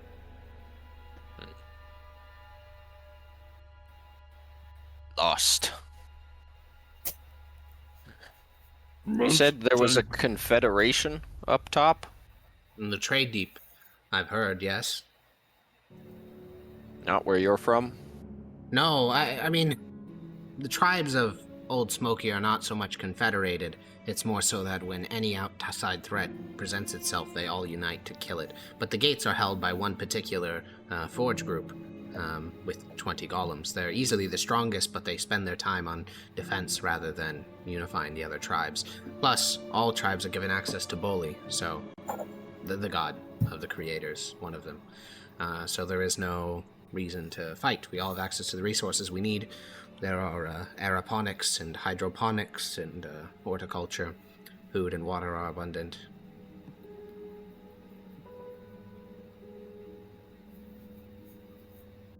I'll slowly turn and look at all of the rest. It just described like fucking Zion. Why don't we go there? Munch, think a good idea. What would they do with us if we went there? I'm asking this to the new guy. Enslave you.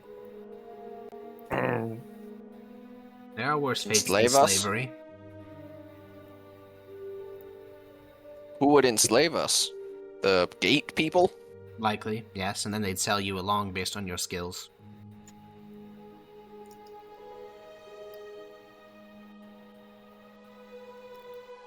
Is there a way to not get sold? Prove that you have value.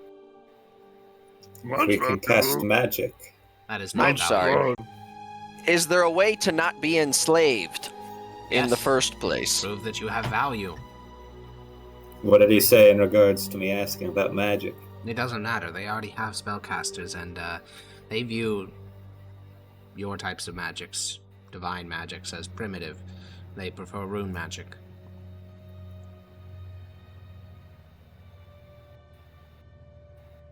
What about knowledge of this place? This is, how would I phrase it? It's interesting, but it is a outpost. The Grand Forge, the Grand Foundry, it is, imagine something the size of the magma pool. That would be a single forge in the Grand Foundry. There are 30 forges. This is nothing.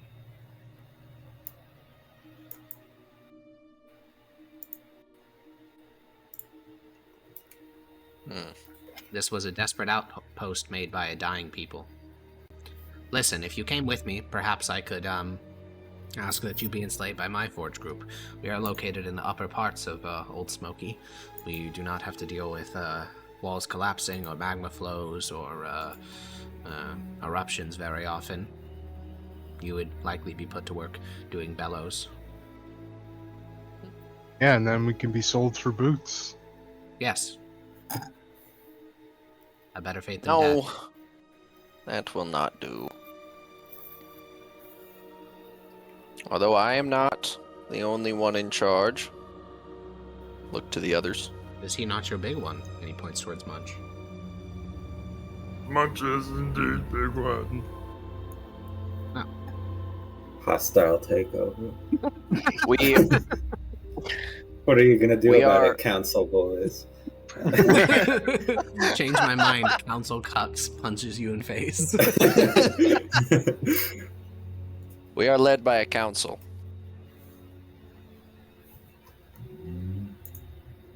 He just looks at that and just kind of blinks and shrugs. Yes? No to enslavement? I do not want to be a slave. No. Neither do I. Munch? Munch. Head hurt, but have an idea. Mark the cycle. Mark whatever that dwarven thing was. An incredible moment has just occurred.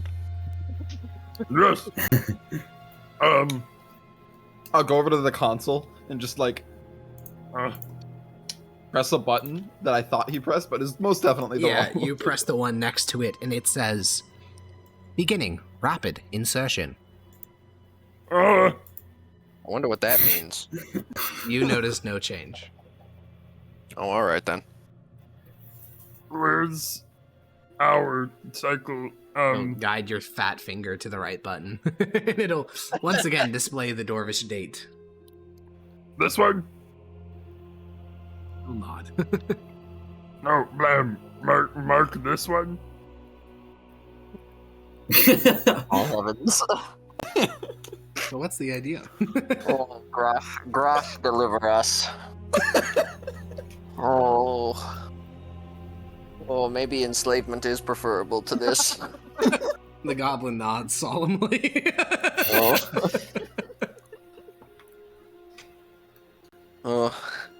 Much idea.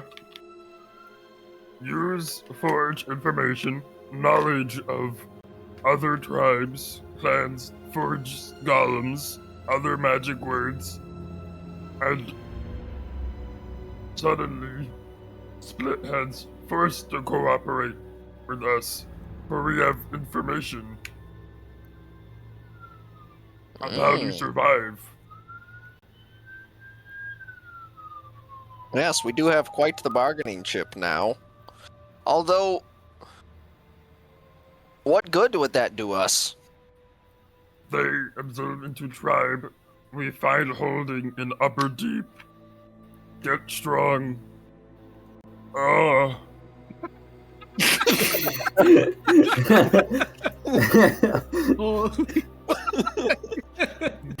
Figure out from there. If I'll turn to the visitor. Yeah. If we marched up there with 60 of us and no golems, would the outcome be any different? Nope. Oh. Not much for the boil, sons. You could try your luck in the Trade Deep or the Grand Atrium. The Trade Deep. What technology do they possess? Not as much. They are, perhaps, they are not too distant from you, actually. Perhaps you know some of them. Rattlegut, Hook Rats, what else is there? We know that one. one. Hook Rats. That is one of the tribes of the Trade Deeps.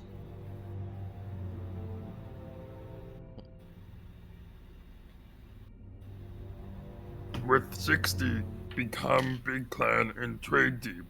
You could certainly try. If you were going to succeed anywhere, it would be there. I don't know of any tribe that's been able to secure it for, I don't know, in your terminology, many cycles or whatever. Has anyone ever used a golem as their big one? No. Golems are not sentient other than the mithril ones, and there are only two that are functioning.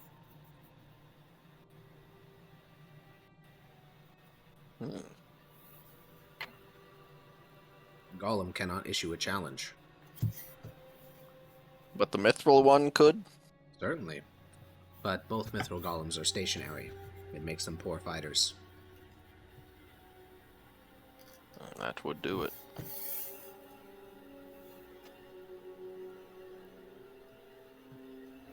Decisions. Well, you're right. You do have much decisions to make, but my contribution is finished. I talked to you how the forge works. Quick runic lecture. This means time.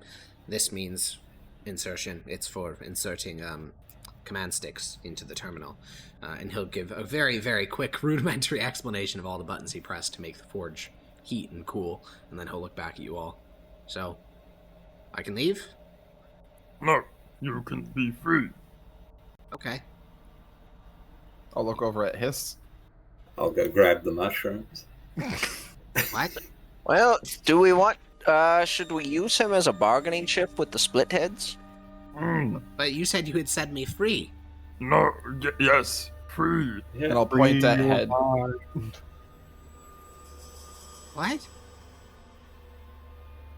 Being dead is being a form of free. No, it isn't. Indeed, you are free from the world's problems. I hate you, Grosh worshippers. You're so disgusting. Your disgusting faith. Your pathetic shit-covered god. I'll squeeze his head again. He screams. Are you done? He goes Oh, slack. good, okay. Yeah. Oh. I stopped squeezing his head. Yeah, because before you said you squeezed gently. This time you just squeezed. It was intent not to He's kill. not dead. He's just unconscious. You were saying his? We should make him one of our own, and he can teach us his knowledge. Probably have to enslave him, keep him under guard. Yeah, he's free to join the tribe. I see. It's Such you guys a. are so goblin filled. It's such a good word. So many meanings. Regardless, we need him to teach us. Whether he's a slave or a member or an enslaved member. Well, you guys don't do that one.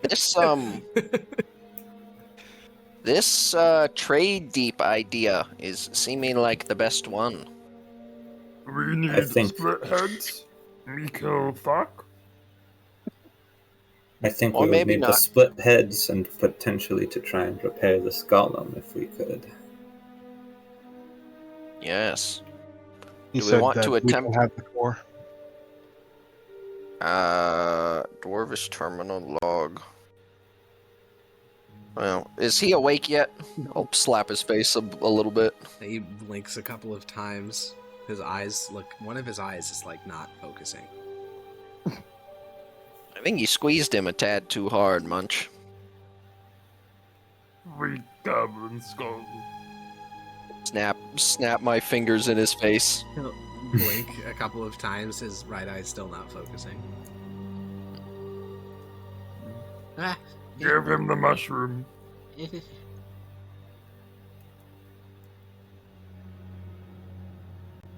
Bucket. The mushroom. Okay. This has a little bowl with mushroom paste in it. Alright. Let's give him the worst trip of his life. Yeah, while he's brain damaged. That's a great... Yeah. That sounds awesome, man. Well, he's tired. We don't know what brain damage is. So true. Yeah, you give him some of the paste, and, it's going to take a while to kick in, so... Dance around him screaming, nightmare, nightmare, nightmare. Basically, nightmare. Yeah. This terminal log says an active golem core crucible, whatever that means. Are you trying to get a coherent answer out of him after giving him fucking... No, not him, not him. This is for the rest of the... I was like, brother. No, not him. Like Maybe that would that be one? something. And I'll point at the stove belly. Is the stove belly cooled down enough to be able to grab the core from? Yeah. Hell yeah. Fuck it, we're here. I'll just do it now. Yeah, it is a stone that was socketed into the belly of the stove. And it's about, for you, it's hand-sized. It's bigger than like a goblin torso. It weighs about 30 pounds. It's covered in very intricate rune work. God. Yes. Indeed. So, you can add a golem core to your sheet, Munch. Munch our golem core. Once he wakes up, we may be able to do something with that. He literally did tell you like 6 times he doesn't know how to forge. That's a good point. You can learn. Just saying. And Goblinomancy is way more complicated. Hey, good bargaining chip for against Thok to be like, hey, we know how to, you know, we shit's is a lot worse than you think. But also not as bad because we know what's happening with the Red Weeps. They probably also know. They captured one of them. Oh, that's true. In fact, they captured a soldier. Oh, we can accuse him of a bunch of stuff now. For all the good that'll do, I suppose. Yeah. I'm starting to think he was trying to maybe trick us into fighting him to take control of our clan.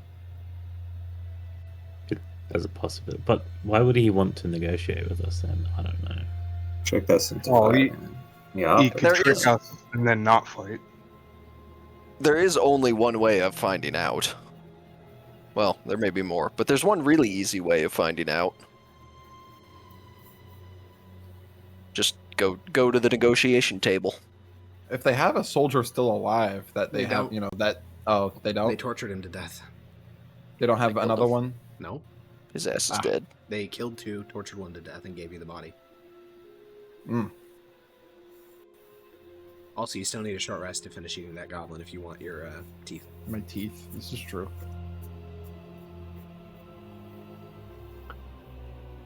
Short rest, then summit. Do we want to do that? I think so. Wait, I forget. Was the trade up or down? Upper deeps or lower? Okay, okay, upper deeps. That's what I thought. Yes.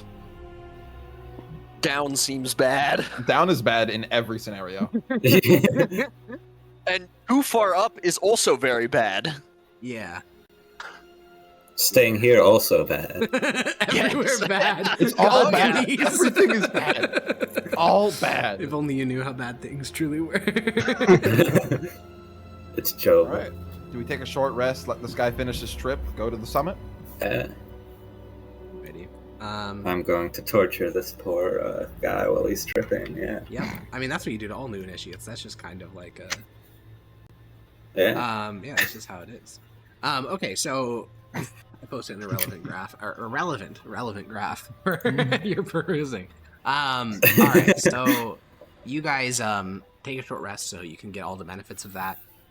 Munch, you devour the entire goblin except for its teeth, and then you already have missing teeth in your mouth. You shove the goblin's teeth up in there and kind of chisel them down a little bit. And bada bing, bada boom, magic. Hell yeah, I got some active needlepoint teeth. Yippee! Yum yum yum. Can't wait for them to start rotting in your mouth. Tasty. Mm-hmm. Alrighty. Anyone need to do anything else on their short rest? Hit dice or whatever? I gotta use the restroom. Yeah, we can take a quick 5-minute break. We'll be right back. Bye-bye. Bye.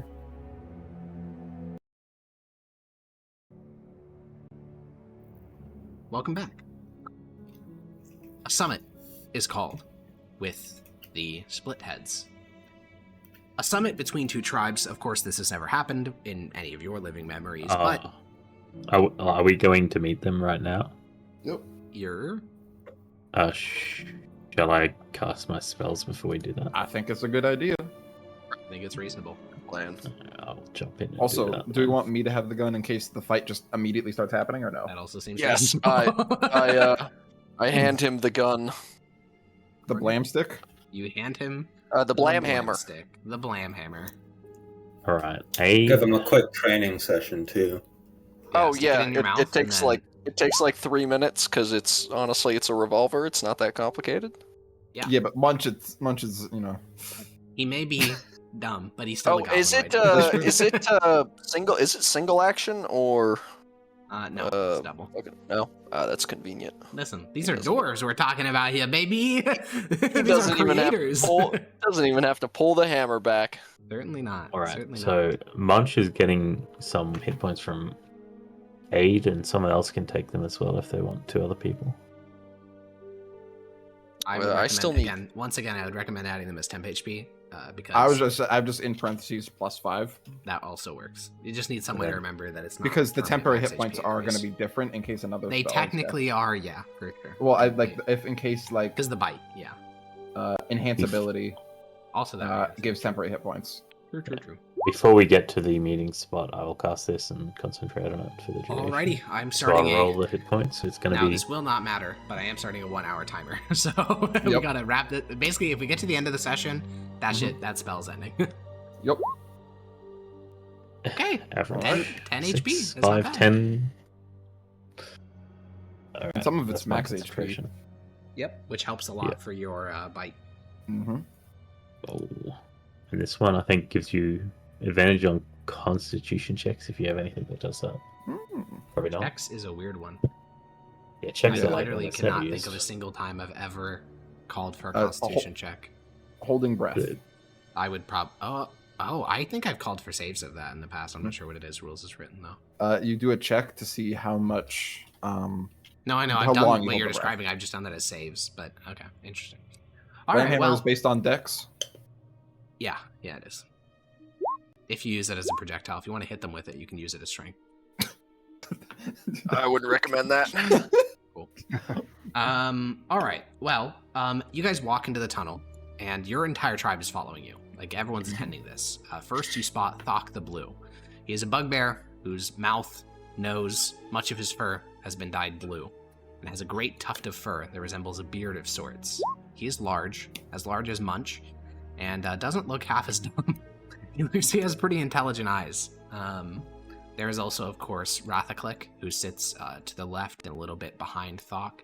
And then there is Split, which is not one goblinoid, but two. It is a conjoined twins that are conjoined at the waists, and they are also sort of the mascot of the Splitheads, and what the tribe is named after. It's a very weird sight to see a conjoined goblin pair, a pair of conjoined goblins, but they seem depressed. They don't look very happy, actually. They look quite sad. Their breath is like labored, and they kind of have to sit really uncomfortably, and they look like they're like constantly straining against each other. Also, they don't have legs. I think that's kind of notable. They have to use their arms to like, one of them uses their arms to walk while the other one like is the arms at the time. It looks like a very fucked up pair to be a part of. Looks very uncomfortable. And you sit down across from them, the five of you, your tribe behind you, their tribe behind them. Their tribe is the same size as yours. You don't know, or it's a little bit bigger, I think, but not by much. They have 32 compared to your 20. So, 35 compared to your 20. So they are still bigger than you, actually almost double still, but not as big as they used to be. Not as big as they used to be. Also, about half of their tribe is children, which it used to be about 30%. So they definitely suffered a lot. But as you all sit, Thok will extend a stone bowl filled with fungus. I'll nod and... Ooh, actually, is this customary to do? There is no customary thing. Right. This is the second time you guys have ever met. The first time, though, Rathaclick did feed you fungus. Yeah. I will drink it. Or, eat the bowl of mushroom. Yeah, you eat the bowl, and he'll hold out a hand, probably towards Hiss, since Hiss is always strapped with crimson fungus. Sure, I'll eat some too. Fuck Well, it. he would like some of your crimson fungus. We're exchanging. Yeah, sure, I'll give him some. Okay. He will take the crimson fungus, chew on them, and afterward, he will remain seated. You realize he is a bit bigger than Munch, and by a bit, I mean like 250 pounds and a couple of inches taller. And he will speak to the... There's about 60 goblins in this corridor, goblinoids in this corridor, and he'll speak loudly. There is death coming from the lower deeps. What has persisted cannot any longer. We must be one. I am Thok the Blue. I slayed Garag, seizing control of my tribe. It was under my leadership we broke the caravan guards of the Hook Rats and stole 3 suits of armor for my hobgoblins. It was under my leadership that the Bellhung were humbled, once a great confederation broken into 14 tribes. It was under my leadership that the blessed Split was born, and the tribe was made stronger than ever. The gods' favor shines on us. I am stronger than any member of the Blood Spores. Only by your vile and weak-minded counsel could you ever threaten my might. What comes from the lower deeps is guaranteed death. Unity is our only chance. That is why I should be leader of the merged tribes. It's going to be pretty simple. He's just going to make a charisma check, specifically intimidation, because he's basically saying, you gotta fucking follow me. So that is a 20. I'm just going to let you know. You essentially need to meet or beat to have any chance of resolving this peacefully. All of us, or just me? Whoever does it, whoever's about to talk. Because you're a council. You're not actually the big one, despite saying that you That's are. True. That's true. Didn't mean to do that. Is this meet or beat with intimidation? Whatever skill you want that's charisma based. Okay. I would also, yeah, I mean, whoever wants to speak not up me. can. Sure. Who has the highest charisma? Does anyone have even good charisma? That's the thing. I don't think Plus any of one. you do. I have a plus one. I've got no idea what to say. I have a I got plus a one, plus but three. advantage because of a horrible scar. Is that a +3 from Kasich? Yeah, in performance. Jolly moly. Oh, in performance. No, that actually could Oh, work, though, no. because, I mean, he Wait. is a masked mummer. That is true. Kasich, All right. can you think of a performance that you could do before the tribes that would convince them that the blood spores must lead them? The only thing I can think of is talking shit on this guy's leadership. Well then, describe the performance you do. You have the different masks for a reason. Oh shit, do I have to do the check to don the other mask? No, you're not actually fully taking yours off. You're just putting it on top of your current one. Okay, I'll like tie my big one mask Yeah, on you top have of your mine. your pale 3 mask on, and then you put the big one mask in front of it and like tie it with like mushroom cords. You're wearing 2 masks. That's so funny. Ooh, look at me, I'm the big bad fuck. I got half my tribe killed, and now I'm over here trying to get this tribe killed. You better all follow me, cause I'm the biggest and I'm the baddest, and I got a smelly ass, and I eat shit for breakfast, lunch, and dinner. There are certainly some laughs. I mean, almost all goblin mummery is mockery or comedy, so this is definitely in line with that. Was that his saving to see if he would laugh? But yeah, there will be a number of laughing folk amongst, especially your tribe, even a couple on their tribe. And then Thok will kind of furrow his brow and say, "All you have is pathetic jokes. None of your number is as strong as me, but you are lucky. They also call me Thok the Merciful.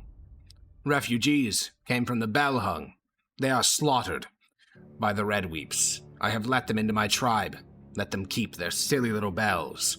I shall let you continue your vile practice." And Jesus, those are really good rolls. Oh my god. Would someone else like to speak as a part of the negotiation? I literally cannot. I don't think anyone can beat that, is the thing. Well, natural 20.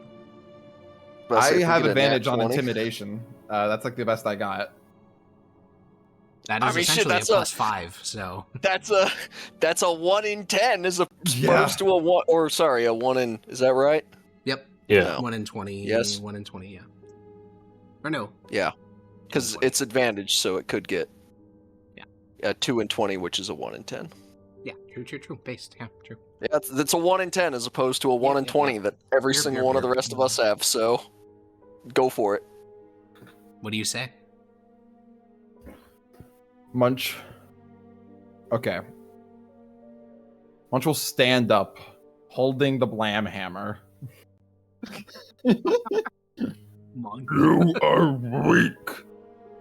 You let them continue their tribe and their continuance of their practices out of fear and out of weakness. You do not have what it takes to dominate. Mudge and the council does. Pounds like my chest. Yeah. We know what lies above. We know what lies below. We have what it takes. You will kneel to us. I would say take advantage, but you already have it. God damn. As you go to fire the pistol to really just like enhance your prestige, you kind of like fumble and a bullet falls out of the chamber. And obviously the other tribe doesn't know like much of what's happening, but it does kind of undercut your speech when a little like tiny piece of metal like flicks out of it and you just look down like, oh. And finally Thok stands as well. A bit taller, a bit wider. Everyone can tell. Look at these blood spores. They're so skinny. All they do is eat corpses. Their bellies filled with refuse and shit. I bet they even eat the intestinal tract and the colon and the bladder.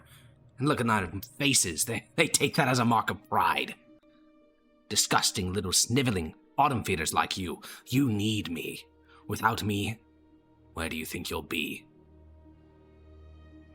And, final check.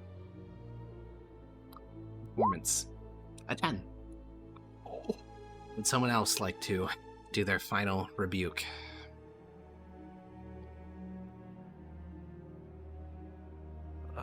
I'll happily go again, but again, it's just intimidation again, if that's allowed. No. You have to use a different skill each time. A different way of trying to convince the other tribe to join you. I will say, currently, he has obviously won 2 of the contested checks. If he wins all 3, you may be in trouble with your own tribe. Oh, fuck. Obviously, if he wins... Yeah. I'll just put my hands, kind of raise them up, cross them. We don't just have strength. We have strength among us, yes, but we also have knowledge. We have resources that no one else here has. We have these things. And under Throk, maybe we stand here, we sit down in the Middle Deeps for another few cycles. I don't know how long. We went and saw what happened to the tribe that was destroyed. The survivors know there's no surviving. Using Throk's ways is outdated. Might at all costs.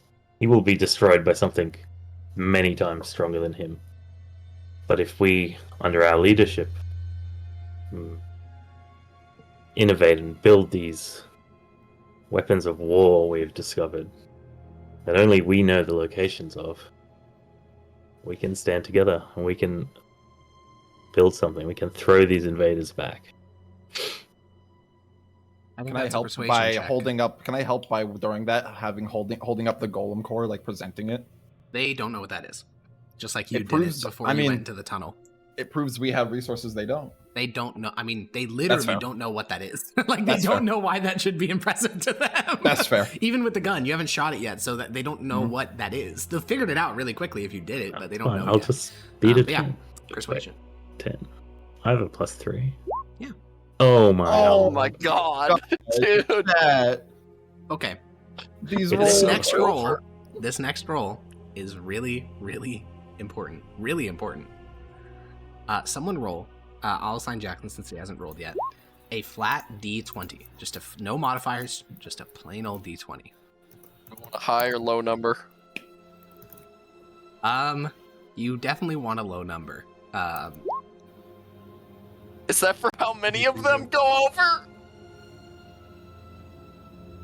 There is a very tense moment in the air. All arguments have been exhausted. It is instantly apparent to everyone here that Thok is more convincing. Whether he's right, who gives a fuck? The point is, he comes off as strong. That's what's important, and he does. You don't look back at your tribe. That would be a sign of weakness. That would make it seem like you're worried they're going to defect. But you do, like, keep an eye out with the corner of your glances. You can see that the smarter members of your tribe, Zebit is chief among them, a couple of the goblins, they're kind of shifting a bit. The bugbears are too short-sighted to even think about, like, defecting. The devotees to Mardak literally never would, because they're fucking fanatics. But a couple of members of your tribe are shifting.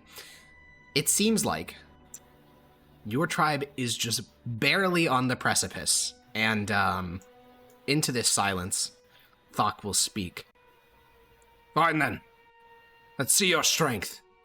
Which of you will fight? Before we do, can I tie the weeping mask to my other mask? Oh, good Thok. It is clear that you are very, very powerful, but we have powerful and hidden magics.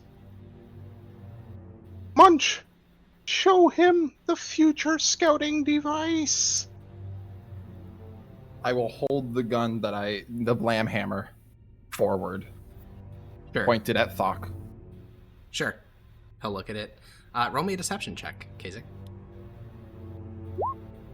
Nope. Fuck. He looks at it and says, "The time for magic is past.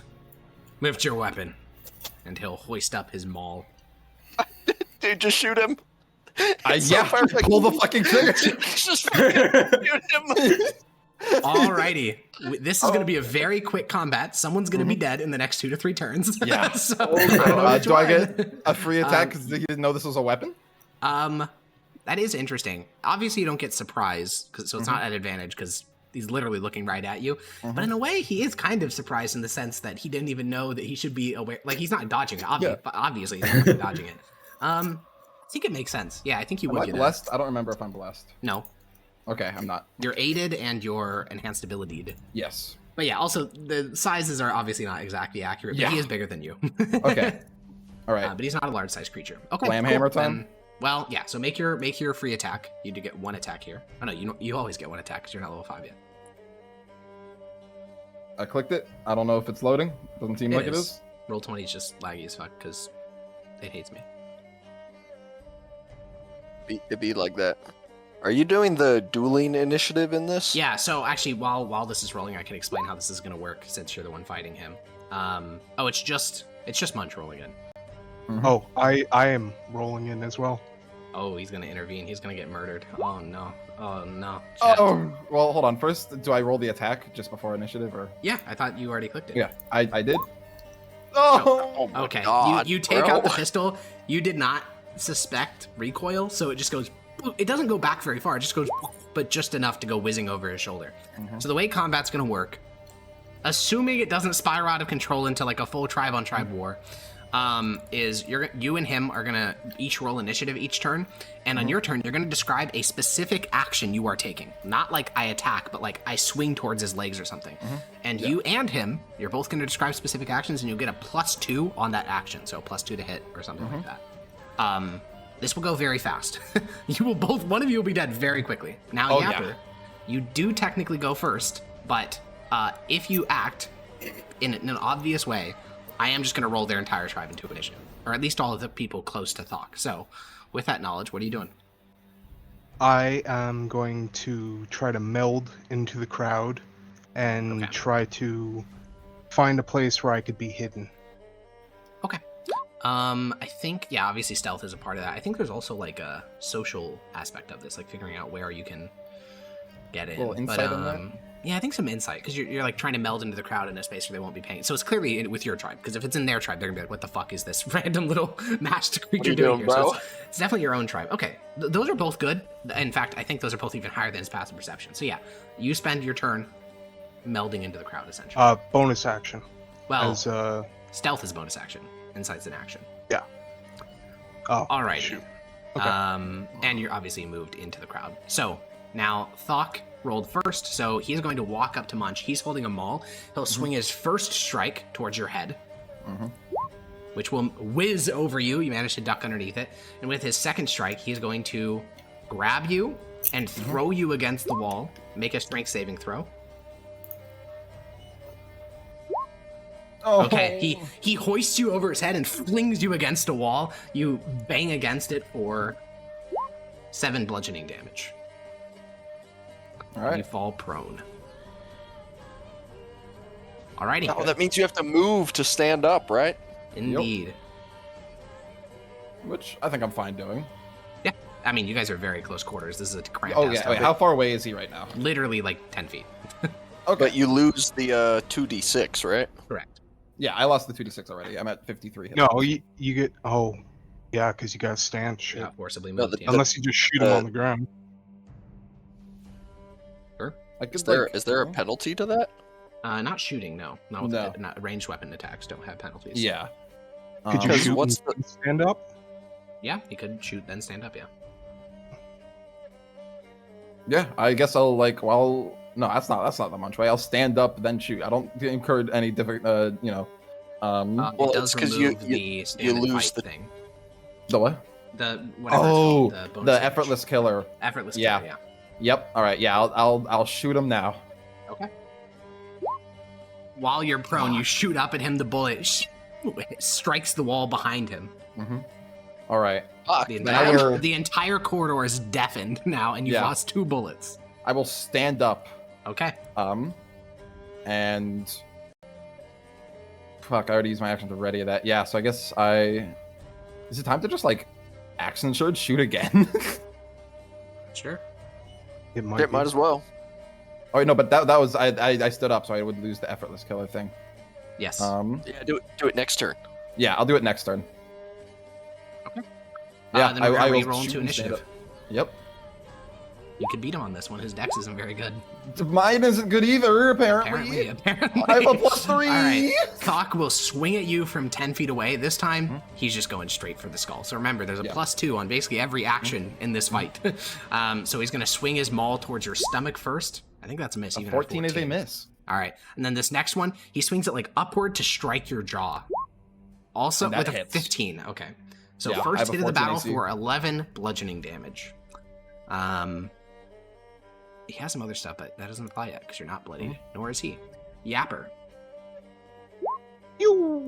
Okay, so the second you fire that arrow, which does hit because it's plus. Well, actually, no, it's not +2 because you're not engaged in the duel.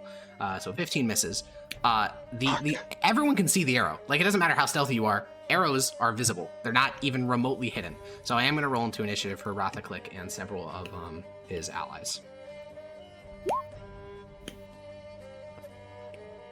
Rip to Yapper unless this fight ends really fucking fast because he's about to get gang stalked by a whole bunch of enemies.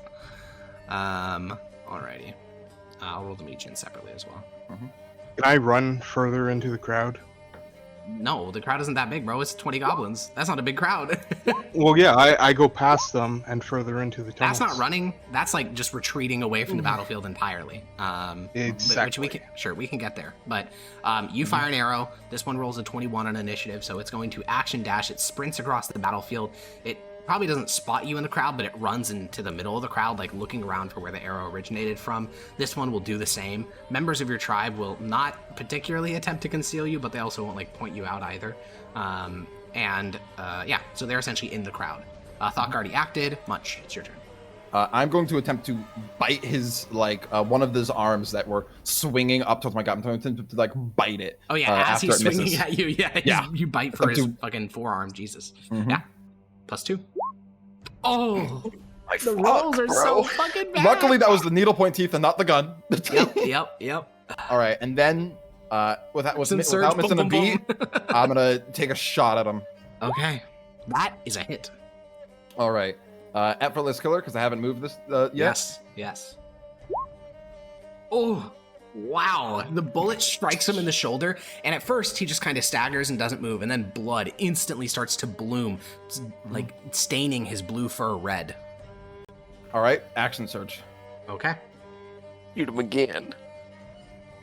I'm going to shoot him once more. That hits again. Is he bloodied? No. Okay. For 14 damage.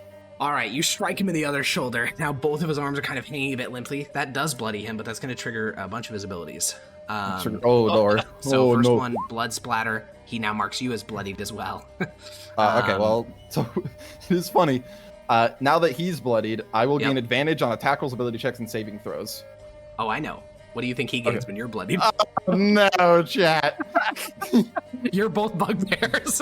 Yeah. Oh, chat. This is not good. How many bolts have I shot? 3? 4. Because you shot 2 that turn, 1 that missed, and then 1 at the start of the combat. Right. And Rathaclick is going to run over into the crowd, but he is holding up a crossbow to shoot. This time, basically, like counterfire. And we're going to reroll into the initiative.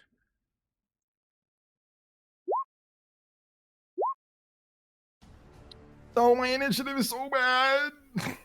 Yeah. I think he only has a +1.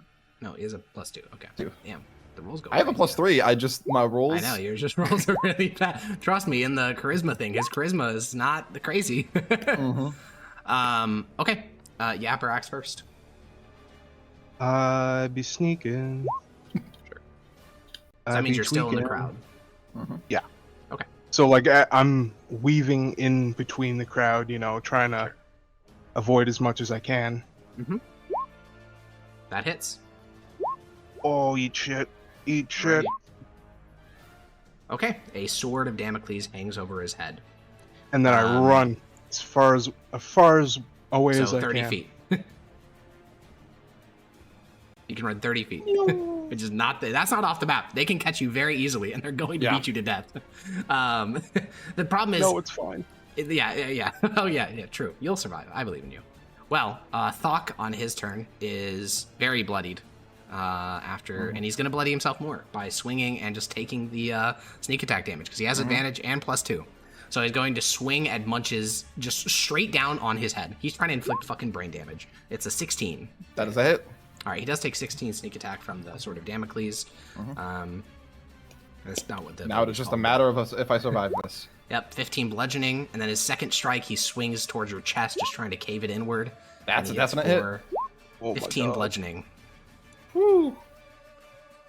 Okay, this bugbear is going to catch up with Yapper and swing his great axe. And that's a miss. Alrighty, Rathaclick will then follow up, and he will fling 2... Oh, sorry, javelins, not crossbows. He'll fling 2 javelins at you. 1 hit. Alrighty, 9 piercing. The other bugbear will run after you and swing his great axe. And a hit. For 13, and then Munch. Thok is hurt. Oh, yeah. I'm honestly thinking... and a sneak attack hurt him quite a bit. Honestly, I'm thinking Munch might want to end this the way he likes to end it. If he can. Okay. He's going to drop the gun and pull out his war club. Yeah, base free item interaction.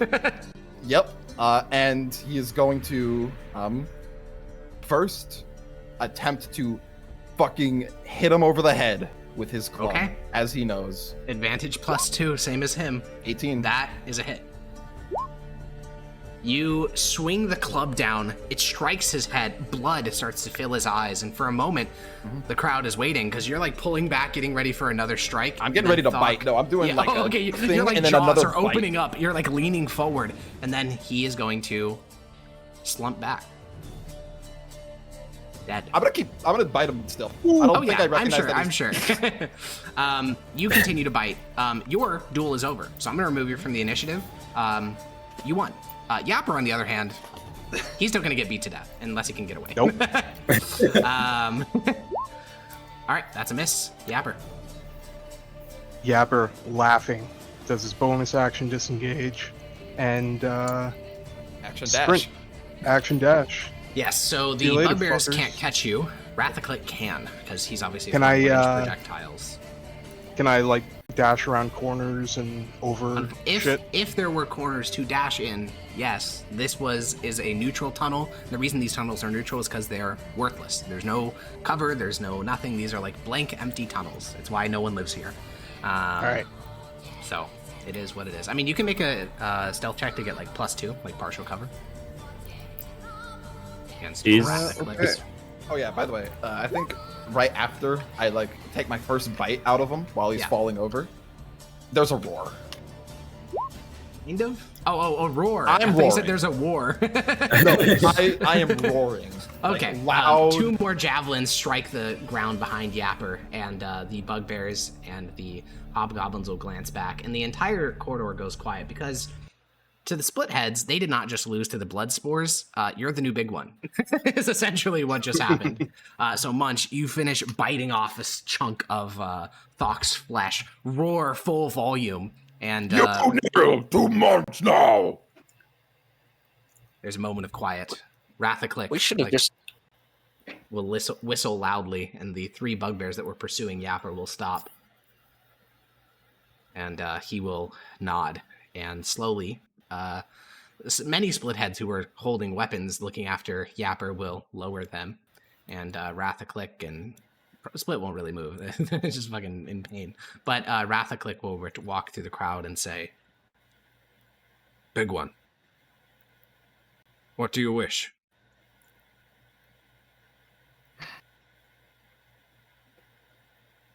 Food and a nap. Ritual.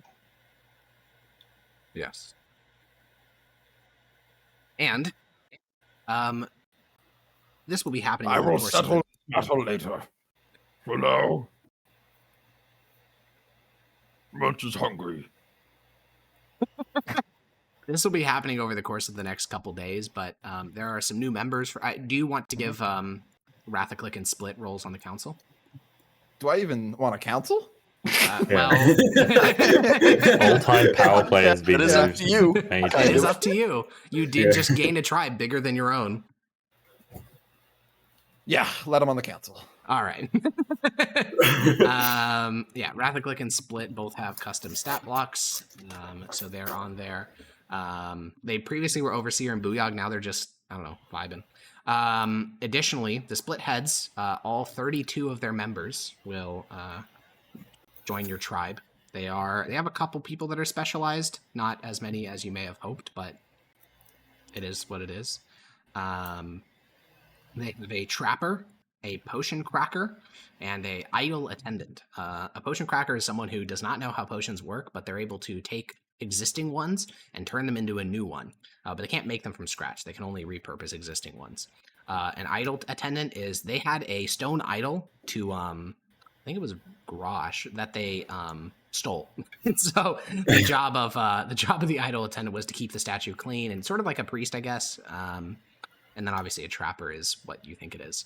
So your tribe has swelled in size considerably, and the growing pains of that we will deal with at a later date. So, is there any final things you guys would like to do before we end the session? Can I have his Warhammer spiked thing? It's just a maul. Yeah, a spiked add maul? a maul to your sheet. Just a regular maul? It is just a regular maul. 2d6. 2d6 for a maul? Is that normal? I believe so. I believe it's fully normal. Damn. Yeah. Those are good. They're basically the best Also, bludgeoning heavy weapon. That's damage type.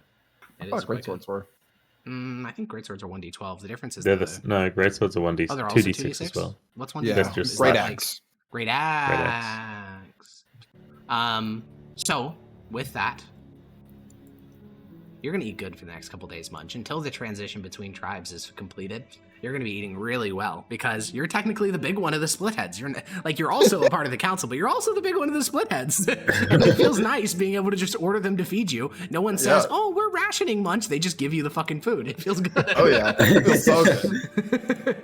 But eventually, Blam and other boring ass people convince you that maybe it'd be better to be a united tribe. And you're like, you get it though. You get why you'd want to be the big one. I lived the life for a few days before full integration. Oh yeah, and I think the final scene. This is probably 4 or 5 days later. You are all sitting in.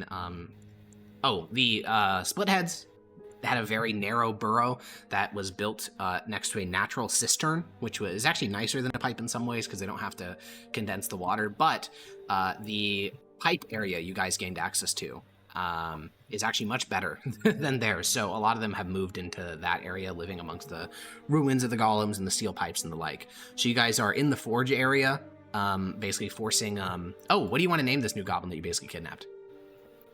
Forgy. Forge Lackey. What's it? He worked the bellows? Yeah. Blow me? No. Okay, his name is 4G, and we're not gonna do whatever the fuck that was. What the fuck? Jesus Christ. But yeah, he's a forge. Big one for one day, bro. And big one for one day. He says, blow me. Okay, so yeah, he will be in the forge. You guys are all sitting around him. He's trying to explain, like, this. He knows nothing about forging, but he's like, I think if you heat it up for this long, you get this result. And it's a lot of, like, trial and error. It's pretty boring. Munch, you're just eating some food that you stole from the, forced the Splitheads to give to you. And, Zebit and one of the other hobgoblins of their tribe, Zamaruk, will walk into the area and lower their heads. Zamaruk will look towards you, Munch. Zebit will look towards the council as a whole. And Zebit will glance over and say, there was a scouting party spotted in the yard stairs. They're not headed towards us. They're headed towards the old tunnels, the Splitheads. Red Reaps? 10 of them. All armored, all carrying crossbows. They should pass us by, but... well, you can tell them. And the Zamaruk will say, we did not defeat the 3 previous scouts under fair circumstances. They were bloodied and injured after killing the Bellhung, and we struck them from all sides, from stealth, and still lost 7 of our number. I do not believe even the United Tribe can defeat these scouts. Luckily for us, they do not know the Middle Deeps well. I doubt they will find this place. But they are probably the precursor to a larger warband. Indeed. Heard of other bands further down. More Red Reaps. Hide members now. Retreat to the pipes if unavailable. If get too close, do not engage with them. I will, big one. And Zebit will watch as he walks away, and then Zebit will look towards the rest of the council. I don't have to call him big one, right? Yes, you do. You're not my big one. I have a council. Much like being big one. You do not have to call him big one. But you can if you want to. This is true. No. Well, then, no. Also, Mardak, you will have to teach her these hobgoblins from the Splitheads some respect of Dominus. Half of them worship Grosh. It's pathetic. Finally. He listens at once. Don't you even think about it. They are Some smart hobgoblins. Not They pathetic. can hold Grush, but they must hold Dominus. At least equal, if not above. It's not right, otherwise. If they do not understand the mercy of the lash, then they are not useful for us. A hobgoblin without pain is like a bugbear without hunger. You know what? I don't have enough energy to deal with this. Have at her. Well, by simply wearing down his resistance, the hobgoblins win again. We will deal with the rest of the complicated integration, what the fuck to do with these approaching warbands and all this crazy shit next time. Unfortunately, they giggle loot as well, right? You do get armor and yes, shields. actually, I guess that's the last thing we should do. They killed 3 scouts. Unfortunately, only one of the scouts. They showed you the most impressive scout. The other 2 were wearing studded leather armor, carrying crossbows, and similar such things. But you do have... you can just add this to the sheet here. No one else can even wear it. Red metal plate armor, which is plate armor +2. Red metal shield, which is a shield +2. And a red metal spear, which is a spear +2. Yeah. Someone else can use the spear if they want it. I feel bad getting all the good loot. Would anyone like to use the spear? It's quite good. Munch kind of really a melee fighter. Munch. I do think You objectively can 2-hand would spears be... too, right? Yeah, you just don't have a second one. Yeah. No, I mean think like you can versatile. You can hold them both. Yeah, you can 2-hand it. Yeah, I think you can, but it's still worse than what he currently has. It's 1d8 when Yeah. Oh, is it not a +2 though? Isn't it? Yeah, I know. A 1d8 +2 is still worse than a 2d6, right? Because it's the average No. 5.5 compared to. Because you get a +2 to hit as well, which is. I guess that's true. I guess factoring in. Let's look at any dice. Any dice, Alvin. Show me the money. Show me the money. Let's pull it up. 2d6 is for the. Well, it's 2d6 plus 5 output. 2d6, 1d8. 2d6 plus 7. 2d6 plus 4 for them all. Oh, okay. You plus 4. On average, 11. And then what was the one for the? It was 1d8 plus. Yeah, I think. Plus 6. I'm looking at this. The averages look a little bit higher. No, actually, no. They're literally the same. It's just a flat thing. Literally, the only difference is the cluster, and the maximum from all is higher. Yeah, they're the same average. Yeah. It's just the lower. It's if I want to do consistent damage or burst damage. Yeah. Or like off chance burst damage. I don't know which one do you want to given our rolls, just use both. I think red metal spear is kind of a sign of leadership, in my opinion. Sure. As big one. But maybe I won't use them all. Yeah. Oh, well, that's true. That's true. He did use them all. It's much more impressive to break your opponent's entire body than it is to stab them in the throat. Yeah, but think about this. Red metal kebab. Whoa. Well, on that last note, I think that's where we'll end this patience for that? No, like I would be able to like impale them and eat them instead of making them into scrambled eggs. Well, on the mental image of a kebab stand somewhere in generic European city, there's a 9-foot-tall bugbear stabbing through like a goblin, shaving off pieces of the kebab that he's rotated on a red metal spear. That is where we'll end the session. I'll see you next time. Bye-bye. Bye. Bye, mellow balls. Bye, chowder.